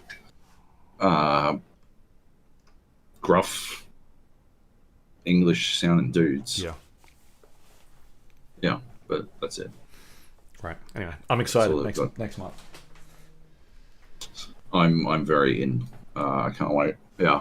Definitely going to be something I'll probably binge watch. Apparently it's more horror than fantasy. Yeah. Yeah. All right, and the next one is the last one we got here, which you've written this. It says, Fortnite dipshit banned for life because he is a dipshit. I should have written more details down, eh? Those are sort of just my initial thoughts on the dude. Yeah, but I've read bits and pieces about this, but not gone into too much detail about it. Basically, a FaZe clan member who's a Fortnite player was banned after uploading or recording a video of himself aimbotting in on Fortnite. His alt channel, right? Or on an alter account or something like that. Yeah, but he uploaded it on his alt YouTube account or whatever, Yeah. and played on an alt account. Yeah, and yeah, he got banned, perma banned, For and life. I don't understand. I don't understand how there's controversy about this. I don't understand like why there is controversy. But he had to, like, Epic Games made a statement to TMZ that they were standing by their decision and they weren't like reversing it. We have a zero tolerance policy for usage of cheat software. When people use aimbots or other cheat technologies to gain an unfair advantage, they ruin games for people who are playing fairly. That yeah makes sense to me. I don't see why the people are complaining. Apparently, he makes his livelihood off YouTube videos. Okay, well then he shouldn't have fucking cheated at Fortnite. Why is there like what's the fucking what am I missing here? Why are people upset about this? Like, why are people on his side? All you have to do is not fucking cheat. Is a lifetime ban a bit harsh? I've spoken about this before. I do think so. If you're younger than 18, I don't think. I think 5 years, or yeah, 8 years, or something like that. Right, like some period of time, right, that is long enough to really make you think twice, but not lifetime. To that, like not long enough time that would make you just give up on the game forever. Maybe because they've got Fortnite 2 coming out soon. That's what it is. It's got a PvE mode. And they know. Wait, that the world. Yeah. Like, yeah, at best, right? Not lifetime because he's under 18, but that's at best, and it should still be 5 minimum years. People are complaining because some other pros got caught cheating somehow. They were teaming in the World Cup qualifiers, and they're only given a 2-week suspension. That, right? That is a problem with that suspension. It's not a problem with this suspension, right? There's nothing about this suspension that's wrong. It's those dudes should have been, like, if they were caught teaming in the fucking World Cup qualifiers, they should be banned for 5 fucking years as well, right? Like that's the problem there. You need a higher fucking penalty for people who are teaming, not a lower penalty for people who literally used an aimbot. Holy fuck.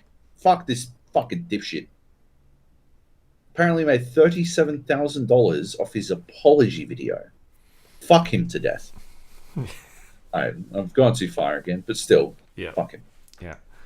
Nah, ban him. Ban him, Joab. Ban him. Professional player cheating. Yeah. Right, that's the news.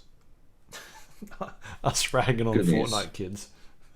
Yep, that's all we got. Yeah. All right. Have we got any questions? We do have a question. Oh, exciting. It's a good question. It's a good questioner, okay. I assume. I looked and it was long, so it seems good enough to me. Dangers writes, hello, Luke and Joan of Arc. After seeing stuff about the Monster Energy TM product placement in Death Stranding, ripper review, by the way, Joe, thank you. Do you have any thoughts on product placement in games and how it can be done tastefully? Or maybe even an example of it being done poorly in the past? On another note, can you please not book Train to perform at my next Mario Kart party? I'm still recovering from the 2012 incident with the cheese and bacon balls and really don't want my ears to start bleeding. Forever yours, Lord Dang. First things first, good product placement in games is pretty tricky because, yeah, I feel like games I've seen a lot of good product placement and I've seen a lot of bad product placement. In games, though, I can't think of good stuff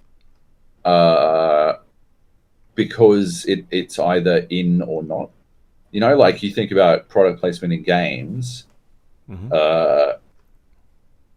like it's very different. you should like you think about guns. Guns is the perfect example. Guns in games, right? Yeah, you need to license Games them. have to pay, yeah, gun to like creators to put their, which is the direct opposite of how it works in the rest of the entertainment industry, where yeah, generally, uh, guns would be paying to be the gun of choice in something, right? That's the thing. Games are in a different place somehow to the rest of entertainment. So when you do have product placement, right? It's either been paid for, and so they're not going to waste it by not showing it off. Hence, uh, the gratuitous explorative Yeah. I don't know, exploration modes in fucking Forza games where you can like zoom in and pan around on the fucking Audi logo or some shit, right? Or if they don't have the license for the game, they didn't pay for it, and so then they just don't care. That it is whatever gun. It is a M4 alike or something. You know, it's and so the cars are car alikes, like Grand Theft Auto and stuff. You know, and they make up their own brands and often use that as an excuse to skewer other brands. Yeah. So yeah, good in games. I don't think I can pick. I mean, you've got like cars as well that they do the similar thing with, but it's like with cars, there's that whole like car manufacturers don't they want damage in cars. Yeah. It just makes the cars look bad. Yep. They don't want that. So you see a lot of car games these days. They're just not big with damage because it's in like the contract for having the car in the game. Yeah, that's like video games are in a totally different space compared to other entertainment media. But I think like if I think about like good product placement in other things, it's a bit different. Like I think good product placement is the ones you don't notice at all. It's either you don't notice it at all, so it'll be when every like inexplicably, despite it never working like this in real life, every single person in a TV show, even the fucking children, will have the latest fucking iPhone or something like that. That is good product placement in that it is unobtrusive. Yeah, and you don't like notice the it. way that they do it in my work with Red Bull is that like they never want.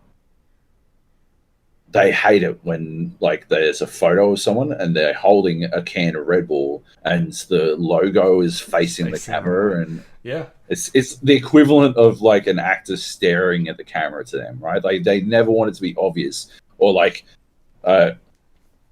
yeah, they're drinking from an unopened can or some shit. Like that is like that. Yeah, that's like the killer stuff to them. Like it cannot happen that way. The other really good one I think of is in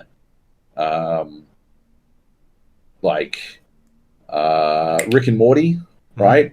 When he's talking about there's like a memory he has in the fucking episode Total Recall, where there's a parasite that gives them extra memories and shit, and he remembers going into his safe and getting all his money so he could go buy a bunch of Nintendo 3DSs, and then he's like, "Give me a 3DS Nintendo," that kind of stuff. Or like when they clearly lampshade it, right? When they clearly go out of their way to call attention to it. The other one, obviously, another Dan Harmon joint, Subway in Community, when Subway is a student and like takes over Shirley's sandwiches, and like it's a whole fucking thing, right? And later on they do the Honda product placement bit. Yeah, for me it's either got to be like really fucking in your face, and like deliberately made fun of, or it's got to be so subtle that you would never notice it at all, and then it just sort of blends into the nature of the world itself. Right. Those are the two options, in my opinion. Bad is when they in fucking Arrow when they slow pan over a desk showing the fucking Apple logo that Felicity is this expert hacker is hacking some system using a fucking Apple Mac, and you're like, interesting. Right. Yeah. The ones I can think of, like the old school ones, and we've talked about this before, like Cool Spot, the SNES Classic. Yeah. 7-Up, and then you go to things like Crazy Taxi with being able to drive to like your Pizza Huts and fast food restaurants like KFC and things like that. And then you go to more recent examples. One I immediately think of is like Alan Wake with the batteries. Oh yeah. Like you would like have a like actual branded batteries in the game, things like that. That was a good one. Yeah. Yeah. And I think they did other things in that game as well. I mean, they do interesting things with like it's not necessarily product placement, but with like music and things like that sort of works into it. At one stage, because they've got to get licenses to make those things work, and licenses run out, and like, do we remove the songs? So there's interesting discussions around that. But then more recently, the one that jumps out really to me is the NBA games, and like go to Foot Locker or go get your JBL headphones and things like that. I see a lot of you can earn the right to buy some Nike shoes, some LeBron 17s, by playing through My Player, which is something they've done before, back in 2K14, and I successfully qualified by playing that game so much. And then I found out you could only buy the fucking shoes if you're in America. Australians weren't eligible. They were hideous shoes, but I was still fucking pissed. I wanted those fucking shoes. I had fucking earned it. I was very upset. You needed to get like a forwarding system. No, like I went down that rabbit hole. Oh, it was too much. And I couldn't. Yeah. All right. Was that it? No. Can we not book Train to perform at his next Mario Kart party? You can go fuck yourself, Dangers. Train deserves jobs too, and they will be getting them exclusively. They will be running a train on your next Mario Kart party, if you know what I mean. They'll be fucking it one after another. Ooh. Yeah, it's a bleak vision of the future. But it is your future, Dangers. Thank you for writing in. As always, love your stuff. But yeah, anyway, that's it. That's all that stuff. Cool. That's good. Long podcast. I can't believe we didn't get any Jack and Daxter stuff. I'm gonna be frank. I'm disappointed. Unless just checking the first letters of every word. Nope. Yeah, he didn't hide Jack and Daxter in it at all. Disappointed, I tell you. It's disappointing. All right, that's it. You can find us, The Gap, on iTunes, Android, Windows Store, Spotify, YouTube, all of those places. Please, if you've got a couple of minutes, seconds even, rate and review the show. Helps other people find it. Brings us up further on that list. You can send us questions via email, thegapodcast@gmail.com, or you can do it the same way Dangers has through our Discord page, thegapodcast.com/Discord. You can jump in there and talk about all sorts of things that are going on, like Joab and other people fighting in Battlefield 5, which you didn't talk about either today. Oh my god, how did I fucking forget to talk? We don't have time. We'll do that next week. We'll do that next week, but holy shit, the Pacific Theater update is fucking sick. Yeah. We'll talk about it next week. Yeah. You can also find us on social media, facebook.com/GAPodcast, twitter.com/GAPodcast, or you can go to our YouTube page, thegapodcast.com/YouTube, if you want to watch us on there. And our website is thegapodcast.com. It's got links to all the things we just talked about, including past episodes of the show, if you want to go check those ones out. And that's all thanks to our Patreon members who help keep this show running and the website running. If you go to patreon.com/GAPodcast, you can sign up there. So thank you to everyone that helps support the show every month. We greatly appreciate it. You're the best, and thank you. And have you got anything you'd like to talk about you've been working on for this week? No. Go listen to the IGN podcast, IGN Australia podcast. It's pretty entertaining. Make sure you read my Death Stranding review, and remember, if you couldn't get through it all, you won't get through Death Stranding. And yeah, no, everything else I've got is embargoed, so no. Yeah. Yeah. Same with me. You can go find me on twitter.com/Luke Lawrie, Lawrie. Otherwise, I don't think I've had anything go up this week. I've got stuff planned for next week though, but that's all again under embargo.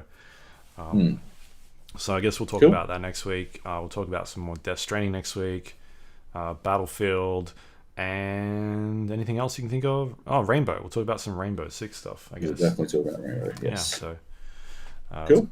Getting close. Thanks for listening, everyone, and thank you. And big thank you to our sponsors, the Whiskey Club. They are not sponsoring. They do not sponsor us. They are. I'm not getting any. Oh wait, maybe I got shoes. Adidas is a new shoe sponsor. Get fucked! Do not steal my shoes!